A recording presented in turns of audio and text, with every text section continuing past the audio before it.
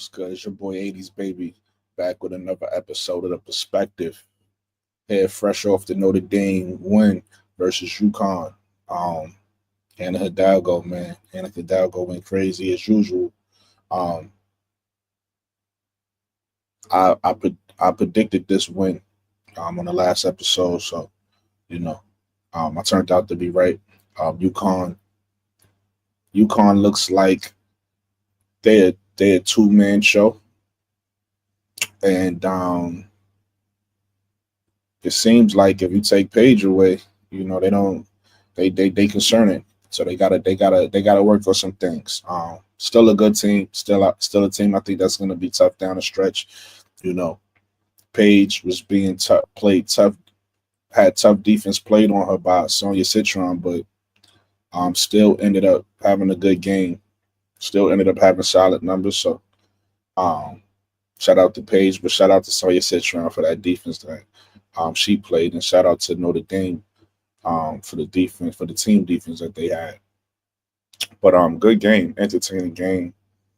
Um, I love what I saw from Olivia Miles. I love what I saw from Citron. Um, Sarah Strong, she's a problem as a freshman. So good game, man. Definitely enjoyed it.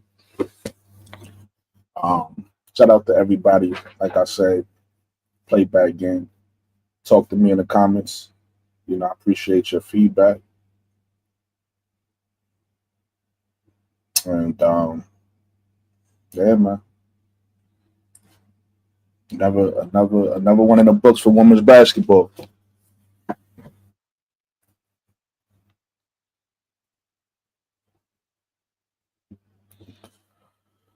Trying to let people pile in here. In the meantime, I guess I'll go over the game.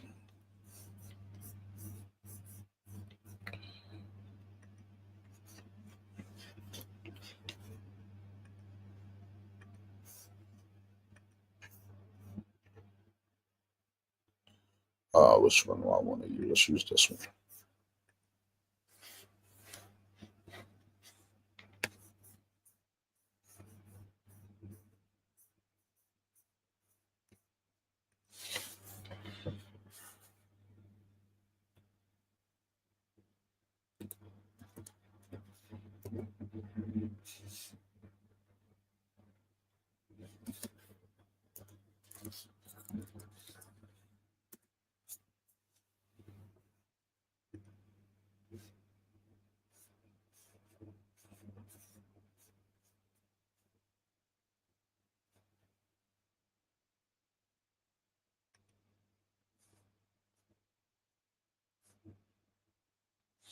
Like I said, Page had 25 with tough defense played on her. Shout out to Page.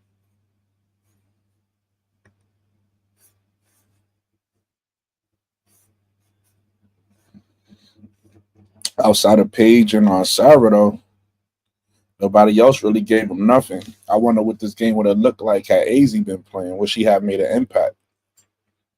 So that's something that I know Paige, I know AZ is definitely upset that she wasn't able to contribute to the game.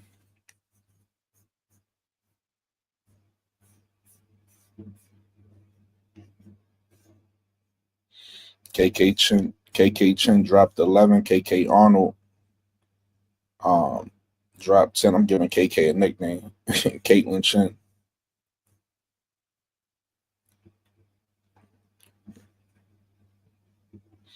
Yeah, Notre Dame played a much more well balanced game. You had King chipping in with 16. Like I said, Olivia had 16, even though she got hurt, so she wasn't even in for a lot of the game.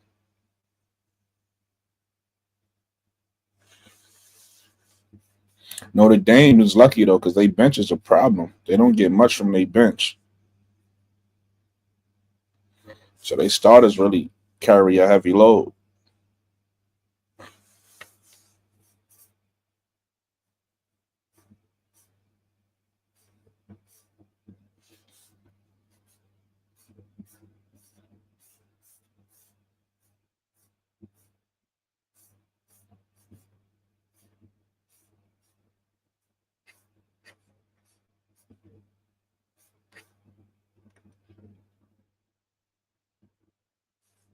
Once again, if you're watching this on the playback, please hit the like button, subscribe. You know what I mean? Support me.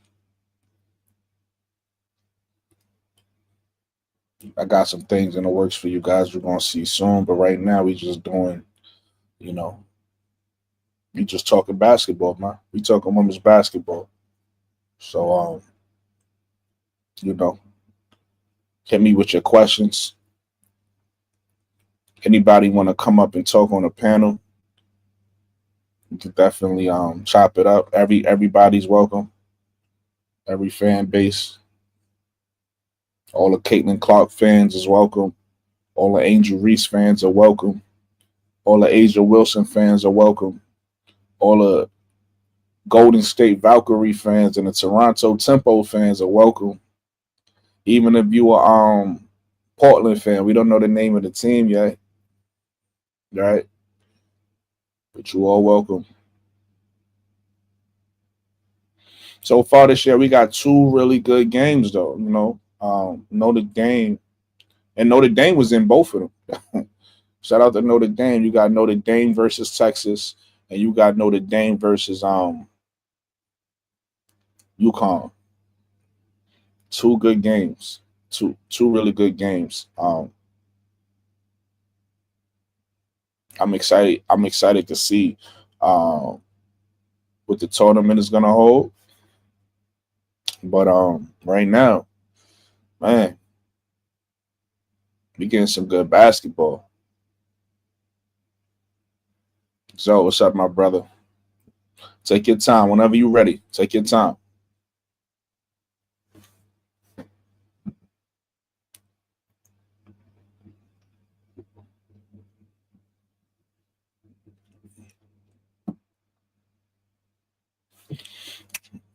Talk to me. Anybody got any questions? Talk to me. I talk back. Don't be shy. I love women's opinions too. If any woman watching my panel, if any woman watching my show, you know, I love women's opinions. You know, I got a question. I got a question. Um, my question of the day and my question for the playback game. Shout out to playback game, right? If you're watching this on the playback, answer this in the comments for me. Answer this in the comments, and I might talk about it on my next show. I want to know, what can content creators like myself, as well as college, women's basketball college and women's basketball pros, the WNBA, what can they do to bring in the casual woman viewer? I think that's the most difficult viewer to get. And I think that's what the WNBA and women's basketball is missing. The casual woman viewer. Because a casual male viewer tune in, you know, here and there. You know, it's different things that could bring in the casual male viewer. But the casual women viewer, that's tough. women do not. So I would like to know, what's your opinion? What can we do? And again, I would love to hear from women on that. Any women saying this, you know, what do you think is a solution to grab the casual woman viewer?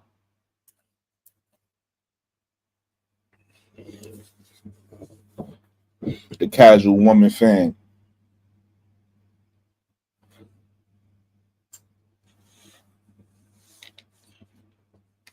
I wanted to talk about somebody on my last show. I forgot to get to her, so we about to get to her right now. Let me see if I can pull her up.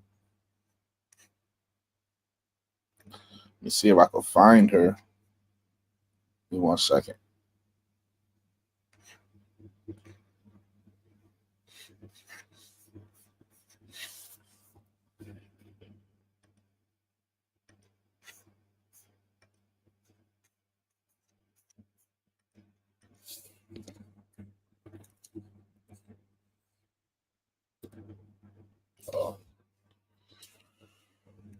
Give me 1 second. Let me see if I can pull this up.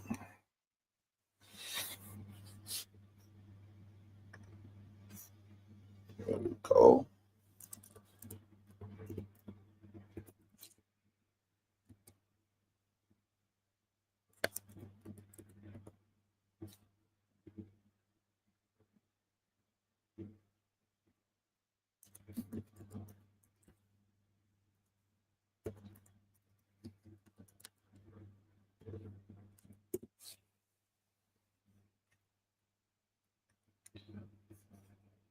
This is not what I was looking for.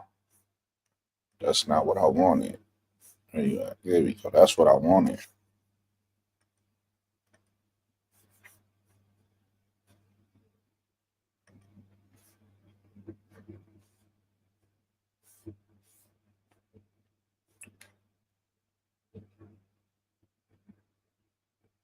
There we go. Nnaaw.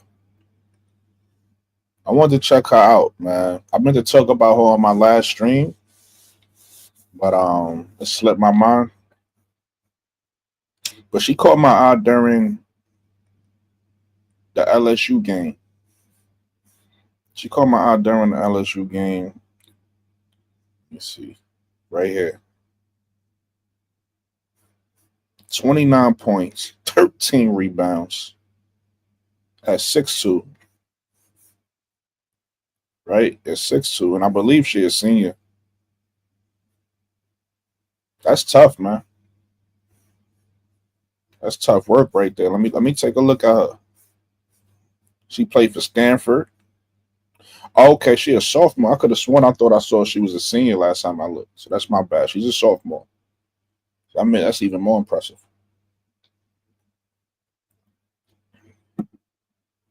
That's even more impressive to me.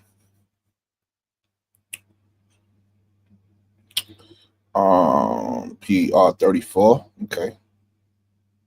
She is playing well.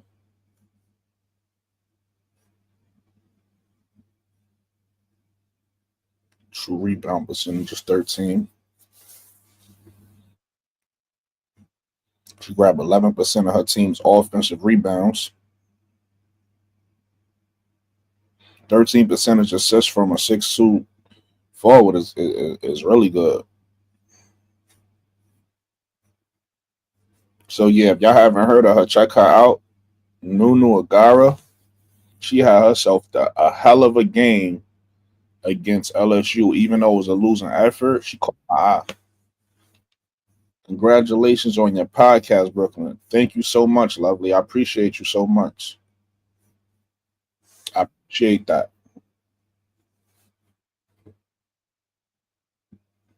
Lovely. How's your day going? How you doing today? I like to check in. Oh, I didn't even see I had people. My bad, guys. My bad, guys. Let me you wanna know what's funny? I bet you my mic not hold on. I bet you my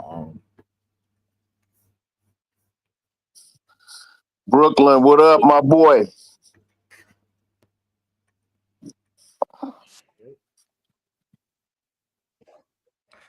You hear me? I can hear. Can you hear me? Yeah. I had the setup for my do StreamYard. What up, Donnie? What's going on, Brody? Hey, we called it. We called it, man. We said that's why I said, listen, that's why I said yesterday, and that's why I shut out the Zoe today. I was like, you sound like me because great minds think alike. You gotta stand on business, man. Yeah. You gotta make a decision and don't make noise. You see the link. The link is in the chat. Be well. Scroll up a little bit. Hey, me myself, and I see you. I want to shout out to you. I want to say thank you for leaving me a comment. Thank you for that. I appreciate that. What I mean? Like I said, my playback gang is just important as my live viewers. So I appreciate everybody who watch me back on the playback and who leave me comments. Shelly, what's going on? What's going on, Shelly? Be well. The link is in the chat. Anybody that want to come up and talk to us could pull up too. I like to talk to people. You heard? But Brass, I'm sharing it on mine, so they should be pulling up Brooklyn. I bet. That's what's up. Listen, anybody who pull up, make sure you subscribe. Hit the subscribe button. Yo, Brass, Zoe, what's your thoughts on the game? And then after that, I want to talk about Nnaaw. Hey, I thought it was a good game, action packed. Had all the alma mater celebs. You saw Skylar there. You saw Enrique there. You know what I mean? You saw Jewel Lloyd there. It was star studded. It was star studded. Make no mistake. Hey, and you notice Drew Lloyd and Skylar wasn't sitting together. I know the mess is gonna start. I know their bodyguards kept them separated after the game. They probably kept them separated after the game. Like, y'all go ahead. Hey, really quick, I want to shout out my brother in the chat, my bro, DZ973. You know what I'm saying? He's gonna be with me at some point. He's gonna be with me doing this. Our brother. And I mean, we've been rocking for a long time, so I can't wait for him to get his setup and everything. He's hilarious. DZ, one thing about DZ, for all of y'all gonna love DZ when y'all meet him. DZ is the funniest person I know. When I tell you, this dude is hilarious. I love people that's just like good spirited, good, genuine people, and that's DZ, man. He's a good dude, and he's hilarious. He's funny as hell. Shout out to my bro DZ. Yeah, but as far as the game is concerned, it went about just about how I thought it would go. I knew they would counter. We called it. Yeah, talk about it.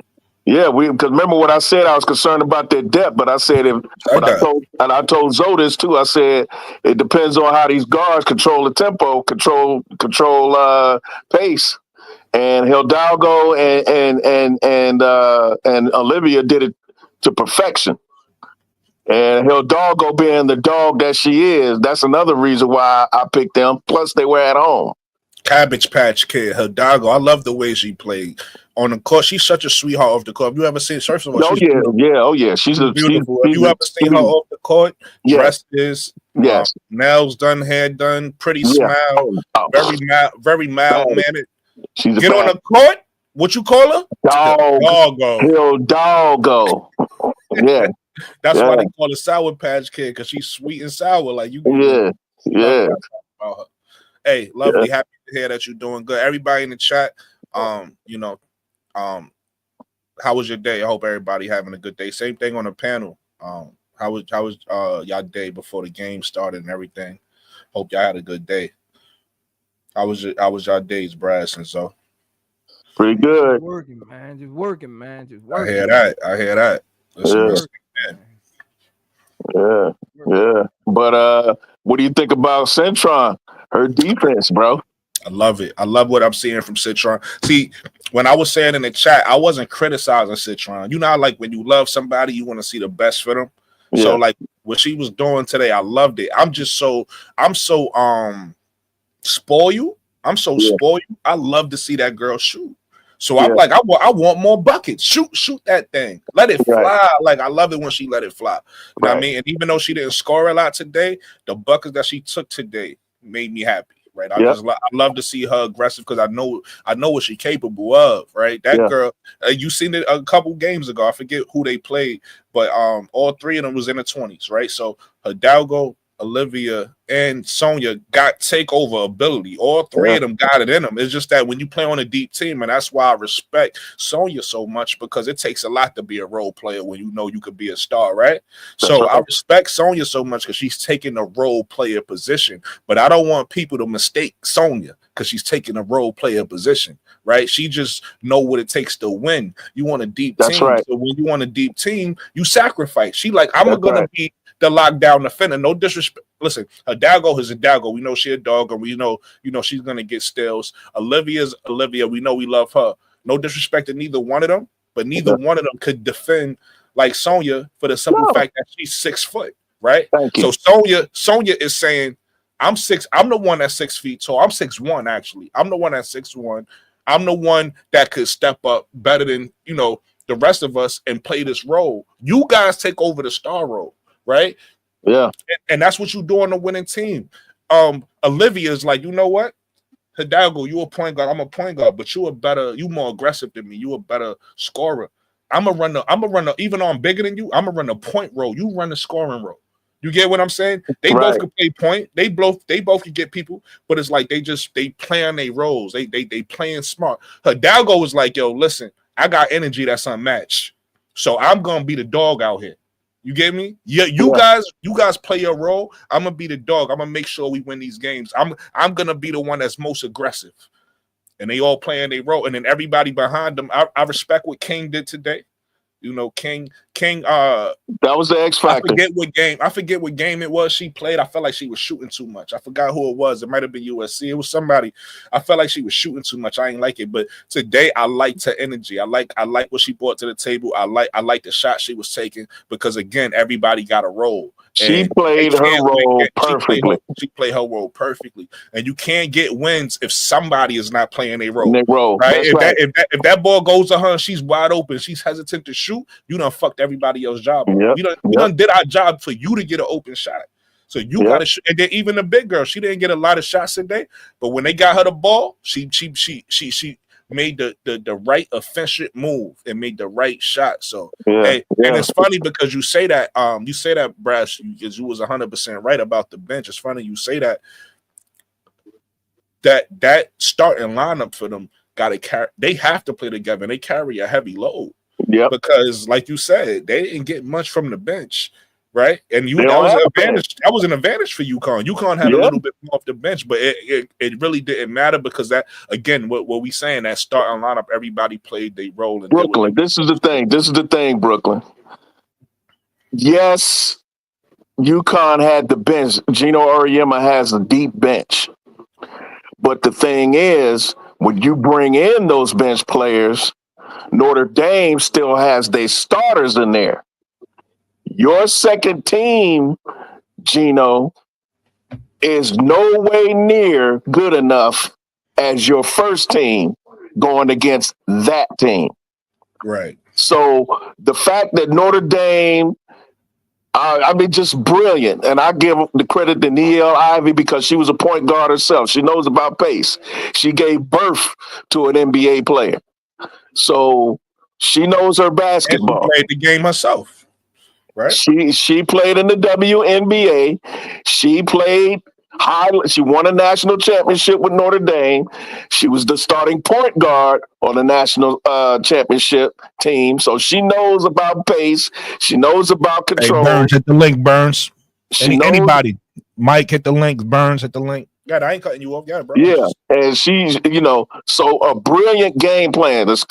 Let's not get into a run and gun scenario with Uconn because that's what they want us to do. Control the pace, control the tempo, making shots, play defense.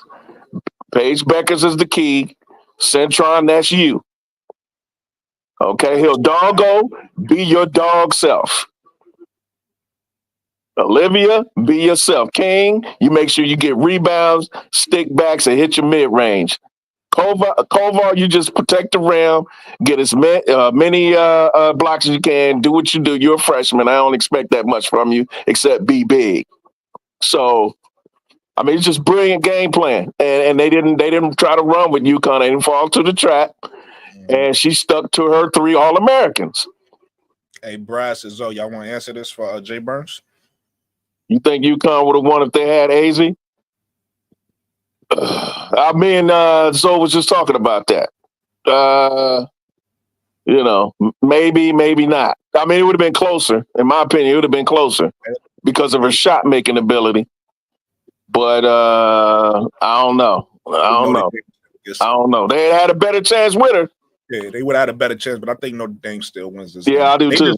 They just you can tell like they wanted, and then the defensive plan they had on Page again that would have helped them because one thing I noticed about this game from UConn is thanks be well is UConn it seems like UConn is weird because they do have a deep team, but it seems like they really just a 1-2 punch though, and everybody else is role players because once you took Page out the game. They didn't have nobody else. Like KK Arnold was trying, but she couldn't get a bucket, right?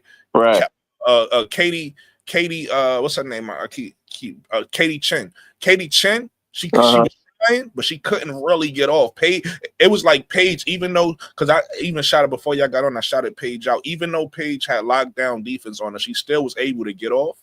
Yeah. So it seemed like she had to even try to score over the defense because she didn't have no help outside of Sarah Strong. So it's like really just a 1-2 punch. So AZ would have definitely helped with it, gave him another option. But I don't know. It seemed like Notre Dame game plan was just they was locked in. And I think those 2 losses back to back woke them up. Because again, when they played, I forgot who did they play? It was Texas, right? They had lost those 2 games. They played Texas. Yeah. They couldn't go down 0-3.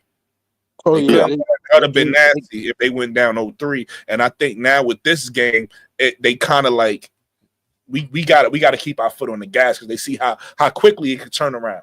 It could turn around real quick. Yeah. I think another weakness of Gino's team is they don't have a post presence. They don't have a post presence. I know they're trying to make Strong that, but she's only 6'1". She's more of a guard than she is a post player.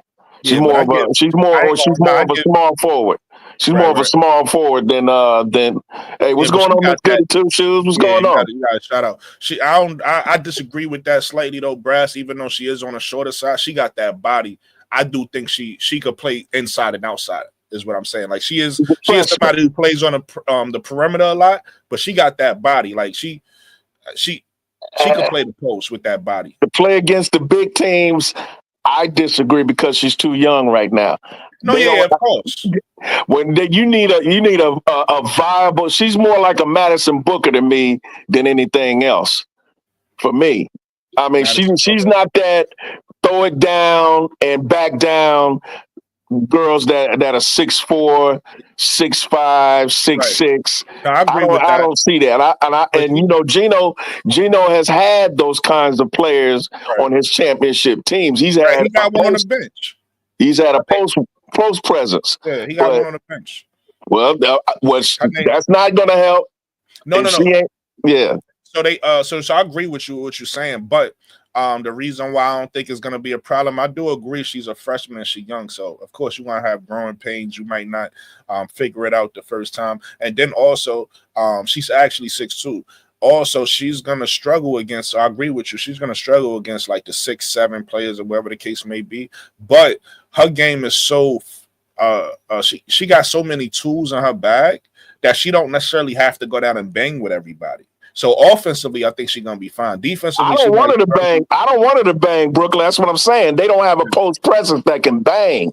That's what I'm saying. I think she can do both, but what I'm saying, I don't think she has to solely do that, is what I'm saying, right? Like I think she's big enough. She got a big enough body where she can go to work in the post. I don't think she's physically mature enough to handle that in the big time games and the big time NCAA tournament, in my opinion.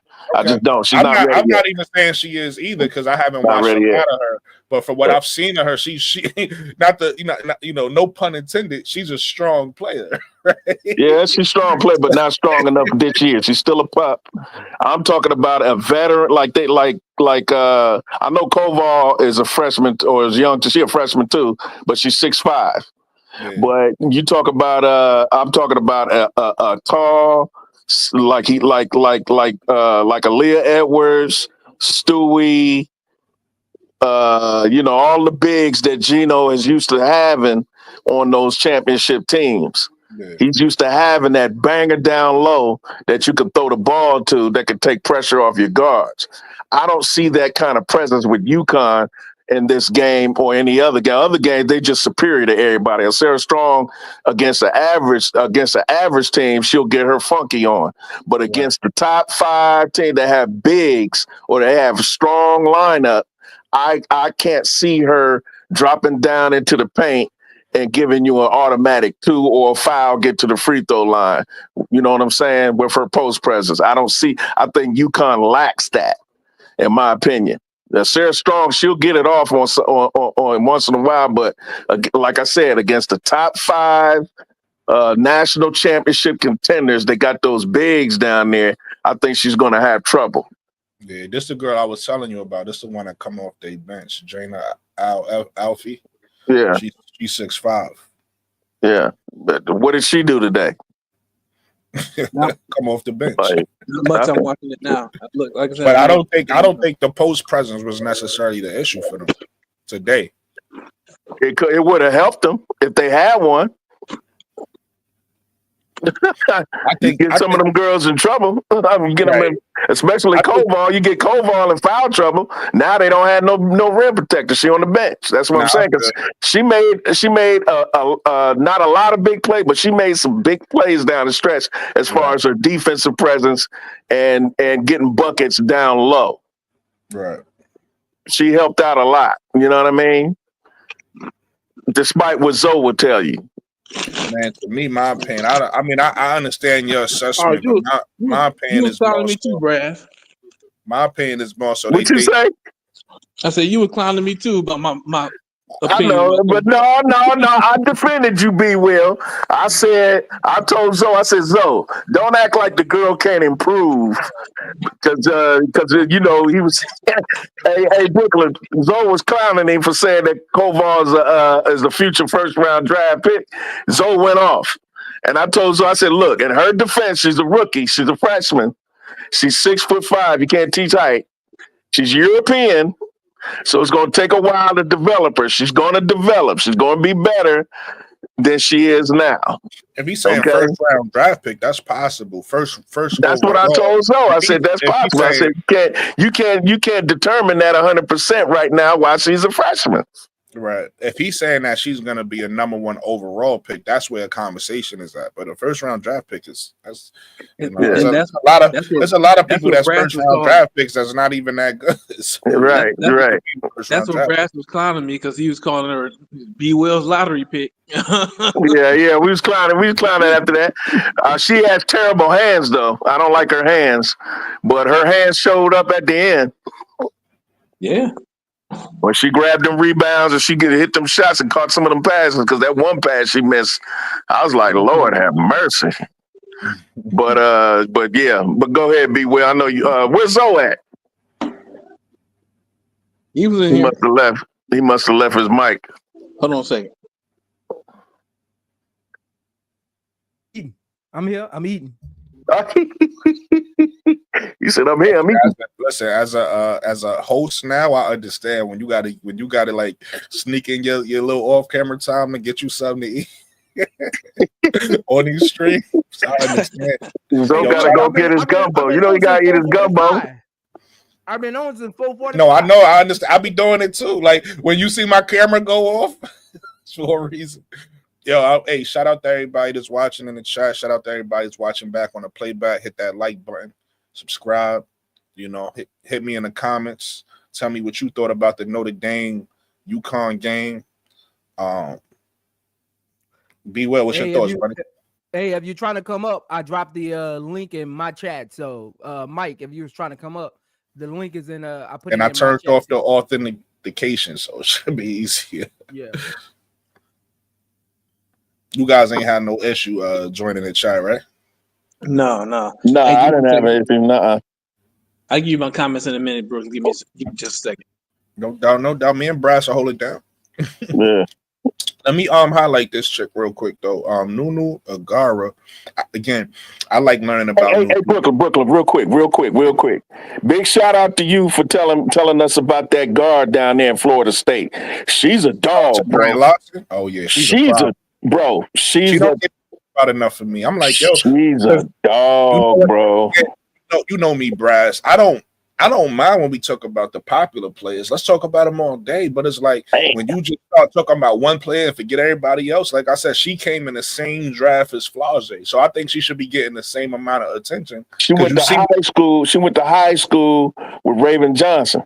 Okay, see that I didn't know. So I read about her. I took you up on your thing. I said, well, let me look at this girl in Brooklyn talking about. What did you learn? Maybe you teach me something. What you learned when you looked up? That she's number one. She's 5'8". She's 5'8", a dog, and she went to high school with Raven Johnson. And Raven Johnson, because there's an article, Raven Johnson gave her a heart emoji after her last game. She scored, I think, 32, something ridiculous like that. Isn't she leading or one of the leaders in She country right now? leads the country in scoring right now. She's number one in the country right now, scoring in D1. And then she got a forward on her team. I think her name is Timpson or something like that. That's killing it too. Yeah. B. Will was talking about the girl that plays with her, but she's young and she's 5'4". So I wouldn't even. No, he's talking about Tipson. I'm talking about the forward. It's a forward. Okay. She balling too. Oh, okay. Yeah, I don't like their team. I saw their team play. I'm not too high. There's only 2 players I like from that team. Yeah. But she's a beast. And I was trying to look up her age to see if she would be old enough to come out this year. But I can't find. But because she's been talking in interviews about getting ready for the WNBA, so I was assuming that she's trying to come out after this year. And she's balling like she's trying to impress scouts. And for me, at 5'8", the way she scores the ball, she's like she's like Kennedy Carter, bro. The way she scoring. She's averaging 28 and 6. Yeah. 5 rebounds, 3 assists. And the girl, look, this is Michaela Timpson, senior, 6'2", averaging 17 and 10. So those are the 2 players I like from that team. I didn't even know about Mario. Shout out Maria Gordon. Let me shout out. Mario Gordon. Yeah, that's the 5'4" when you were talking about. Okay. Yeah. But I was talking about the 6'2" forward. Yeah. So shout out to you. Yeah, she's a baller, bro. She's a dog. Phew. I mean, she's a walking bucket. Yeah, I mean, and it doesn't matter from where her shooting percentages are ridiculous. You got them up right there.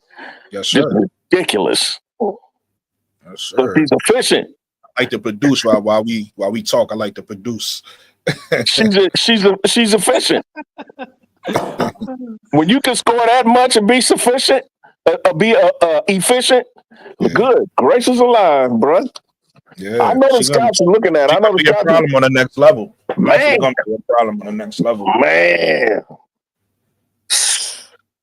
she the same height as Kennedy Carter. Yep. I'm trying to find her age right now since you brought her up. I need to know her age. If she turns 22 next year, she's eligible.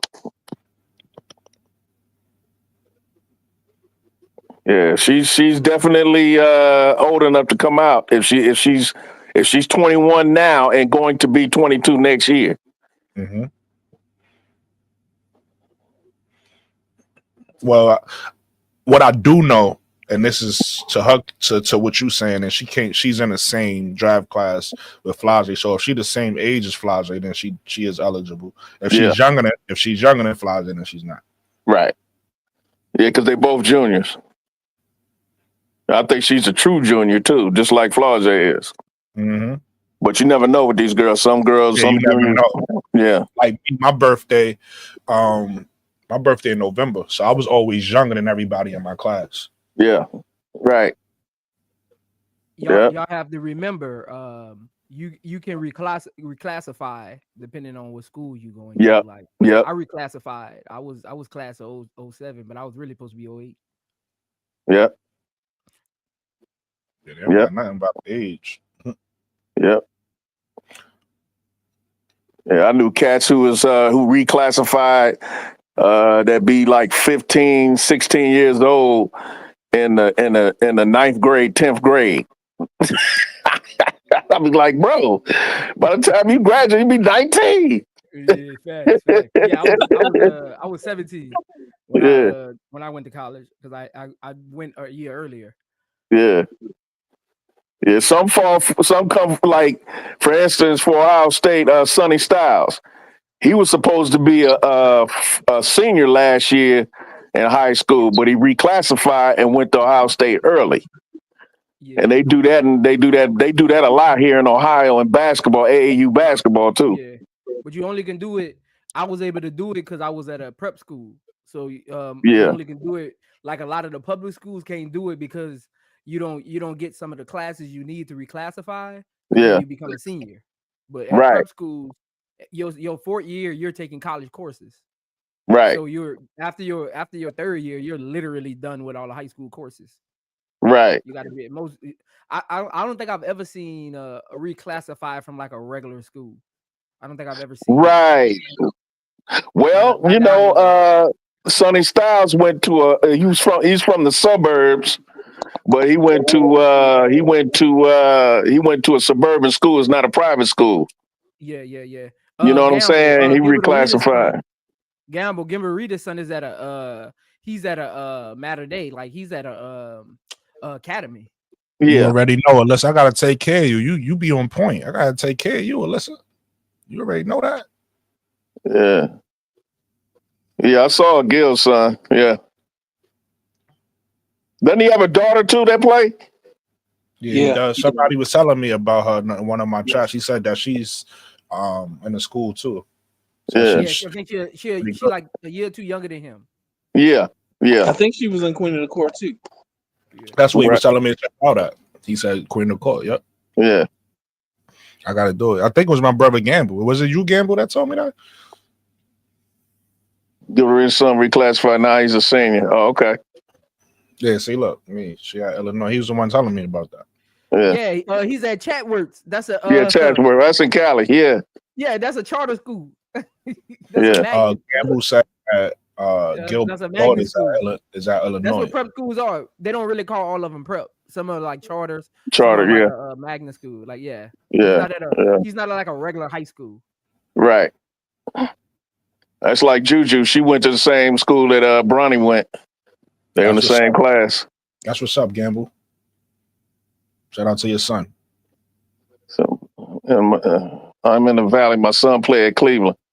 Hey, Gamble, don't make me lace these sneakers back up. I'm gonna let you know if you're good or not. Remember, don't make me fly to Cleveland. Remember me fly there.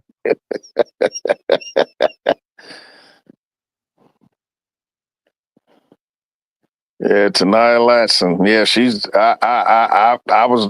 My eyes was wide open watching her. I was like, damn, she is a bucket. I'm about to put you on to somebody else. You ever heard of Keomi McMiller? I heard of her. She a freshman, isn't she? Yeah. I was telling about that earlier tonight, Brooklyn. I went and actually did some. I did some research. Take a look at these highlights while Be Well talking. Gotta Be Well. No, I did. I watch her handle. Chat, everybody watching. Watch this girl's handle, and everything she do based off the handle. Gotta Be Well. Oh yeah, she worked. Yeah, Rutgers. I just saw Rutgers yesterday. No, I was just saying. I was. Ew, Lord! Look where she shot that from. No, but watch the handle. Yeah, I'm watching it. She got that ball on the string. Yeah, she got. Ooh. Yeah, them crossovers is different. Ooh, where's she from? Girls don't dribble like this. The left men don't dribble like this. Is she from Jersey? Keon, where is she from? I'm not sure. I forgot. She got that New York City, Jersey style of dribbling. That Rod Strickland. Yes. And these defensive highlights too, not just offensive. Man. Keomi gonna be a problem. Ooh. Yeah. Ooh, she got the in and out dribble. People think it's just the last rookie, the last rookie class in the Wnba. She just came from high school. This one right here, she just came from high school.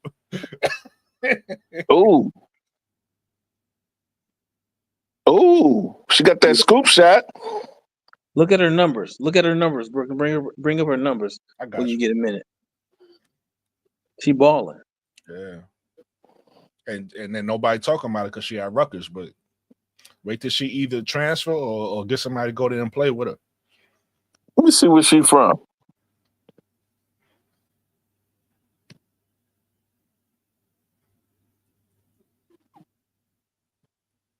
Man, I'm sitting here. I'm quiet because I'm sitting here seriously trying to find Latson's age, and there's nothing. Yeah, that's what I was doing for the past 10 minutes. I couldn't find nothing, but like I said, we'll see. She in the same draft as Flage, so I'm in the same draft class. Listen, I won't be mad. Listen, I like when girls play 4 years. Oh, she's from Maryland. I like it when girls play 4 years. So She from Silver Springs, Maryland. That's where my uncle used to live. Okay, Alyssa, I like this is why you got the wrench, Alyssa, because you be on point. Alyssa be on point. Yeah, Zach Randolph's daughter, Louisville. Soccer. Yeah, she from the DMV. There's a lot of talent down there, bro.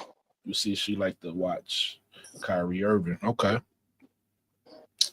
Destiny Adams is another one at Rutgers. That's pretty good. Shout out to my brother Mo 3. Mo 3 is the first person that started talking about Destiny Adams, so gotta shout him out. But just Destiny Adams is balling. She's a senior this year. My only issue with Destiny, and it's not just Destiny, it's anybody, because she hasn't been playing like this her first 3 seasons. I need to see how she play against competition, and that's gonna tell me if she for real, she the real deal, or is she just a senior bullying people. I want to see how McMillan does against USC. Yes. Oh, listen, when you got handles like that, it don't matter who you play. You're gonna be I able want to see it though, bro. No, me too. I wasn't disagreeing with you. I was just saying that girl, she's different, right? Like, you know how you see certain people, you're like, oh, that's different. Like, that's McMillan versus Juju. I like to see that. Well, McMillan versus Juju. If you mean team wise, they won't guard each other. Oh, well, I know that, but I'm just you don't think so? You don't think so? Nah. I mean, yeah, maybe cross matches and stuff like that. No, maybe. I mean, bro, gonna be on her. What's her name? Bro, Von Fiflalen. Von Fallen. Von Fallen. Von Neffler, Von Eflin, or something like that. Oh, you talking about for USC? Yeah, she stands no chance. Yeah, I was gonna say, nah, Brooklyn. They ain't putting her on her. They're gonna put Juju on her. Watch what I tell you. Yeah, they're gonna put somebody big. They're gonna have to put somebody big and long on her, and that's Juju. Watch. And one thing I love about her, when you watch this again, it's the eye test. It's not just dribbling with her. It's no wasted dribbles. Her everything has a purpose. Everything has a purpose. Her dribble's crazy, and she got the shot. One of them, if they reset it, because they already did it. I was about to do it right now. She about to do it. One of them, she crossed the girl over and then went back to her left hand and floated it up. Crazy. You about to see it right now, right here. Well, yeah, I saw that. Yeah, I'm looking. Crazy cross. Go back to floater with the left. Oh my gosh, she shot that from Poughkeepsie. Pennsylvania.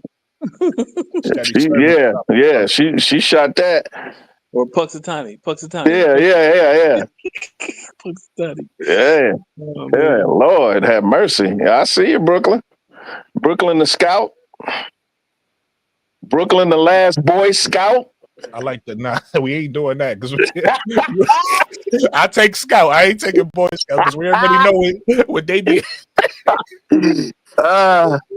But I like learning about new people. So that's how I learned about her in the that Queen of the Court thing that they be doing with the high school. The 101 thing. Yeah, that's how I learned about Keone. Yeah, I had watched that so long ago I forgot about her. But yeah, she was because she got a lot of mic time too. Yeah, she was cooking. It was a couple girls there. They were sleeping on her. There was a couple that was cooking. Well, obviously she had Rutgers. She was also on a I forget the name of it. It might be the same thing. Might be the same business or whatever you call it. But I seen her in like a 5-on-5 thing where they had like older basketball players coaching the team, and they had like different, almost like an AU type thing. I seen her. Really? Yeah. Not Paige and not the one that just passed. Is the one before that, because there's another girl who was she was bad. She was bad. She would have been one of them NIL ones, but she got hurt. She hurt her knee. I forget her name, but the last team she was playing for was Oregon. Light skinned girl. Is it Jada? No, it's not Jada. If I find, I'll pull up. Y'all gonna see. Jada Williams, maybe. Jada Williams played for Arizona. Not Jada Williams. It's not her. This chick. She used to date LaMelo. She used to date LaMelo Ball. This chick. Oh. I find them pull-ups. She oh, is it start with a O? No. She bad, bro. I ain't gonna hold you. She was a guard. She was supposed to, I don't know. You know how some of these guards be high scouted in overtime. Thanks, Gamble. You know how some of these guards be high scouted in high school, and for whatever reason in college they don't pan out. She was one of them. She was supposed to be one of the top guards, but she hurt her knee.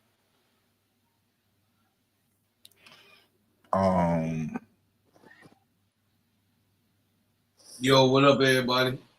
What up? What up? Simply a steady Gingerbread service, man. brother. Yeah, just give Is me. that bro, Claude? Yes, sir. What up, brother? What's up, man? I'm a little under the weather. I was just coming on Oh, to tell man. Eat everybody. you some garlic and ginger, bro. Eat some garlic and ginger, bro, to knock it out, bro. Oh The yeah, gingerbread man, he know about the ginger. You know about that ginger, bro. oh yeah. So I It'll got knock it right on out, bro. sea Hey, moss, hey, black seed oil, and the moringa root. I'm already on top of it. I just I know, hey, I know why you under the weather. It's cold as hell in Chicago, bro. it's hey, 16 bro, below. Claude. Hey, bro, Claude. Since I got you on here, I looked at your Cheryl Swoops video, and I'm down with you, but I gotta say that doggone tune you had on there to start it off, the intro, that's fire, bro. Thank you, brother. Thank you, brother. I Yeah, appreciate your music be banging, bro. I I was give you like, that. bro, Claude, this bad boy But bang. bro, Claude, yeah, your music be banging, bro. Thank you. Thank you. I appreciate it, man. Yeah, music be banging. I was like, yeah, that's hood right there. I like that. Them hood bangers, bro. I like them hood bangers. Hey, I appreciate y'all, man. You know I love Yeah, y'all. yeah. Hey, What you think about the game? You see the game? well, I already know when we was on the live over there on Prince. Oh, is there Prince up there? Prince, what's Yeah, up, baby? he there. Okay. We was talking about Sonya Citron. She didn't do a bad job. She didn't do a bad job. She did not. Yeah, She did. yeah, So I knew her doggo was going. I mean, this right here, her doggo she wanted some fresh meat. You know what I mean? Uh, yeah, Olivia did what Olivia do. You know what I'm saying? Olivia yeah, she do, but yeah. her doggo was the shark in the water today. You know what I'm Oh saying? yeah, oh yeah, Paige yeah. was. So this is what we were talking about. Remember we were talking about Ozzy not As nowhere. in fun, yeah, You know what I mean? She hurt. So yeah, this yeah, was this was a big game that she was needed to be, and she's not available. You know what I yeah, mean? So yeah. this right here, Paige going down. This is big news. I'm a inshallah I'll be able to do a recording about Isn't this strange? Isn't it strange though, bro, Clark, that does this feel like a breakout game for Hidalgo? I mean, Hidalgo has been everybody's radar ever since last year. They know she a dog, but for some reason, I think this game here tonight is sort of her breakout. Like she's not a fluke. Like she's real. This is real. No. She a shark in the water, baby. It was blood Yeah, in the water. You saw her hovering around. You saw every shot. She had confidence. You saw, yeah, you know what I mean? Olivia was just like, listen, bitch, give me the ball. Damn. right. Okay, thank you. But you know what I'm saying? But straight up, Hidalgo, she saw blood in the water. She did not get up off of it at all. She kept her foot on the gas, and Sonya Citron matched her. And this is what I was talking about, Sonya Citron. She did not look like a cone. To think the drives that Paige did have, she was either checked from the back, you know what I mean? She Yeah, was boxed out, or Paige was getting the ball off the rebound after a miss that her doggo caused. Her dog. I mean, after Sonya Citron caused, but she also had a block in the game. I mean, I said to analyze everything that was done. There was a lot of things that was happening that Paige and Strong, they needed that third leg. Strong did what the freshman is cold over there on the other side, though. I ain't gonna lie. That That's a fact. she a big girl. She could put the ball on the floor. She can shoot it. She could shoot it. She got the block covered. She got that paint covered. So Strong is very, very strong for Uconn. You know what I'm saying? But they just need that third leg. They fell short. That's what I was saying. It seemed like they a 1-2 punch, and they seemed like they didn't have nobody else to really go to. Everybody else was kind of like role players, and they couldn't get nothing going. So I agree with that. I'm looking at King though. The last 3 games, King didn't really came. She didn't came out with it. The last 3 games on Notre Dame, King then had really reflective game. She started out real bad the last game, but then she ended up pretty good at the end. You know what I mean, getting good blocks, defense, rebounds. But now they got her involved in scoring this game. You know what I mean? Her and Hidalgo was going back and forth with tough defense. You know what I'm saying? So it's really a good look at what we're gonna look at in March. You know what I'm saying? It's a good look. It's not actually what we're gonna be seeing, because once again, Ozzie Fudd is not available. So we don't know how that look with Ozzie with Ozzie Fudd on the court, you know. So I just wanted to come up in here, y'all, man, give y'all some love, and I appreciate y'all so much, man. And I just was under the weather, Brooklyn. That's why I would have been on him, man, but I just know. So good. You know you're always welcome, Brody. You ain't gonna make every show. You know, it is what it is. Life be life, and you know what I mean? But you know you're always welcome. Oh yeah. So I got a crazy show, y'all. Y'all gonna once I boot it up, I'm talking about the naysayers, of ESPN and the fat bastard over there, Ham Hock. That's what I call him. I don't even want to say his name. I was trying to figure out. Yeah, Ham Hock. Yeah, him, that guy. Jason Ham Hock. Yeah. I try not. I don't say it. You know, I've been not saying his whole name the whole time we've been doing what we've been doing. So I got a production that I'm gonna have to load up, but definitely I appreciate y'all. I'm gonna give y'all fire new music. I'm gonna bring it. I'm gonna bring it every time. I will. I love you, boy. Appreciate you. All right, bro. Appreciate you, Raz. Appreciate you, Prince.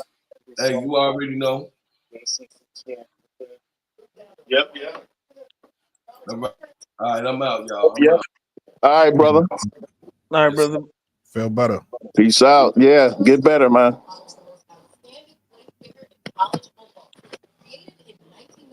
Hey, Brooklyn, I'm put my shoes on, get ready to go to work real quick. I'll be right back. Heard you. Yeah, let me. I can't find the girl I was looking for, but let me shout out. Let me see if I can find this girl. Though. Let's see. No, because I want to see if we could pull up her highlights.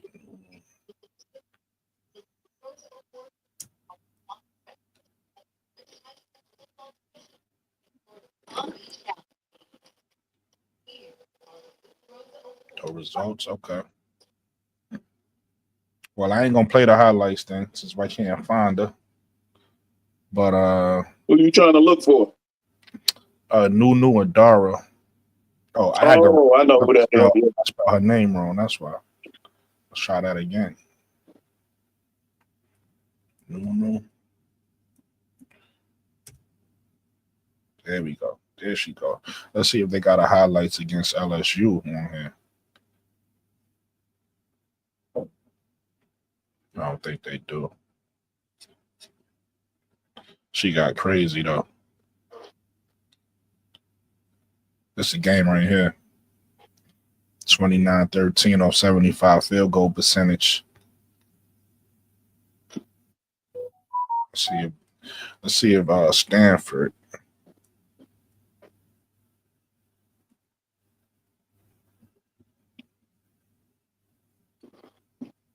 Let's see. It's basketball. Yeah, that 29-13 was against LSU. Mm-hmm. So against competition. This it right here. Oh, y'all can't see it. I'm sorry. Yeah, let's see if I can start that over though. start that over. Yeah, this put me on. LSU won this game. They came back to win this game. Shout out to LSU. But I was like, who's this? You know, she tough. 6'2" forward. Could shoot the three. Could score in the paint. I'm mad they didn't hold the camera on her because she was over there like this on one leg, hopping on one leg. Yeah. This is work against LSU. A team like LSU against somebody like Anissa. This is work she putting in. Yeah. Sophomore. I thought she was a senior. She a sophomore.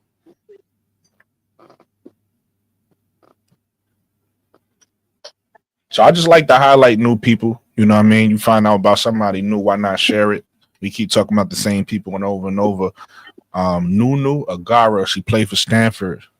She looked like a beast. She looked like a problem. So, you know, I'm going to keep my eye on her. Yesterday, for the people who didn't hear me, there's two women on Vanderbilt, a freshman and a sophomore, that get busy. They both averaging 20. Do I still got it up? I might still have it up. Yeah, right here, Vanderbilt. Camille Pierre is averaging 20 and 11 for the season. She's 6'2". She a sophomore, averaging 20 and 11. And Michaela Blakes is averaging 20 points as a freshman, 5'8", from New Jersey. So just wanted to highlight those players. You know, we're looking to hey Jay, I appreciate that, Brody. Thank you, man. Appreciate the subscribe, everybody. When I play back, like I said, shout out to my playback gang. Y'all just as important as my live viewers. Hit me in the comments. You know, tell me what's your thoughts on what we talking about, the topics that we bring up. Introduce me to new players. If it's somebody who I don't know that y'all want me to bring up on the show, you know, definitely drop their names in the comments. If you learn something new about something I introduced to the show, let me know what you thought about, you know, the people that I brought to the show. Zoe, what's going on? You still eating? Be well. You with me? What's going on? What's your thoughts? Yeah, I'm sorry. I told you I'm watching this game again. I just got caught up. shoot. Now talk about it. What's your thoughts? Oh man. What's your excuse me, what's your perspective? My perspective is Hidalgo is her. That's a fact. Basically. Yeah, and we almost got to witness a Isaiah Thomas moment from Olivia Miles. We calling her Big O now because she came off with a big angle, so we calling her Big O, balling out on a hurt ankle. She got a flat tire. That shows how tough you are because you come off a season-ending injury, and you know you playing your way back. You having a good season. You get another injury in the game, and you come right back. You know, right back. So you know, I understand why they held AZ out. I would have did the same thing because AZ has a history of injury, and I don't think that last I ain't gonna call it an injury, but the last you know. Help me out, be well. The tweak for there you talking go. About AZ injury? Perfect word. The last tweak she got, I don't think is serious. I just think they being precaution. Absolutely. Yeah, definitely. You can't play with that. Yeah. You gotta build her confidence up. You gotta build her body up. You gotta build her mental up. Everything. You gotta build it up. So I think they're just gonna be real safe with her. And I think that's a good because I'm pretty sure she could have played in this game. Like if this was a playoff game and they needed her, she could have gave them some minutes. I'm pretty sure, but they said no. You know, hey, Brooks, you said what's up? I said this about Juju the other day, man. On everybody loves Juju channel, but I got to say, watching this game, they need to give Hidalgo that Hershey's contract, that NIL, that marketing campaign because she is her and her is she. This little chick is balling. You stupid. hey, Brooklyn. Yeah. We was talking about it earlier. They said, okay, who's the best player in the country, Hidalgo or Juju? Yeah. And I said, well, we said that she's that Hidalgo is playing the best basketball in the country right now, but the best player is Juju. Absolutely. I agree with that 100%. Again, you got to realize, like, Jordan, that's my favorite player ever, right? He didn't win the MVP every year. You know what I mean? Right. Sometimes somebody played better. That don't mean that they was the best player. So, like, Juju, we know who Juju is, and we know at her potential what she can do. Now, what I do give Hidalgo credit for, not just Hidalgo, like I said, shout out to everybody in Juju draft class. I think that's a special year because in that year, you could count about 4 or 5, maybe even 6 that should be number 1 overall picks. So I think in that particular year, you got different people that's, how do I say this the right way? Because I don't want to say this the wrong way. You got different people. All right, Juju is the best player to me, hands down. It's not even a question. That's my opinion, right? I'm not saying I'm right. I'm just saying that's my opinion. Right. That's my perspective. With that said, though, I do think that there's other players that's her caliber of player. When I say her caliber of player, I mean me and Zoe talked about it on his podcast. I think he was there, Brass. No, it was HD that was there. Franchise players. I think Juju is a franchise player. She a player that you draft to build your team around. I think so are these other girls too. I think Madison Booker is a girl that you build your team around. I think Hannah is showing, because to me, Hannah, listen, I hate doing this, but I'm gonna do it. I hate comparing the girls to the men. But if Juju is MJ, Hannah Hidalgo to me reminds me of like a CP3. That's who she is. Oh, absolutely. That small dog. You get what I'm saying? Like, that's who she is in the girls' game. She's a CP3 of this game. To me, Malaysia Fawali, she reminds me of just like an AI, just raw talent. Yeah, absolutely. Up court, ain't really nothing you can do. She gonna be flashy. You know what I mean? Like, she's somebody that she need the right coach to just let her go. And I'm not mad at what's happening to her. I ain't gonna say what's happening to her like a bad thing is happening to her. I'm not mad at her being on South Carolina, but she's one of those players that once you take the leashes, once you take the leash off of her. Yeah, once you take the leash off her, once you let her out the cage, that girl's gone. She's going. You know what, Brooklyn? Yeah, I need a John Thompson. If you listen close to what Dawn Staley says about her, that's exactly what she wants to do. But she has to trust her before she does it. Right. No, she got the right coach. No. I'm not saying you saying she doesn't, but I'm saying I don't know if you heard Dawn's talk like that before, though. I don't know that. No, I haven't heard her talk about it. No. So she said she doesn't explicitly say it, but you know what coach speak is. Yeah. She wants Malaysia to be herself and be unleashed, but Dawn doesn't trust her because when you let her out the crib and let her go wild, she gets to turn them the ball over and doing crazy stuff because she's still young.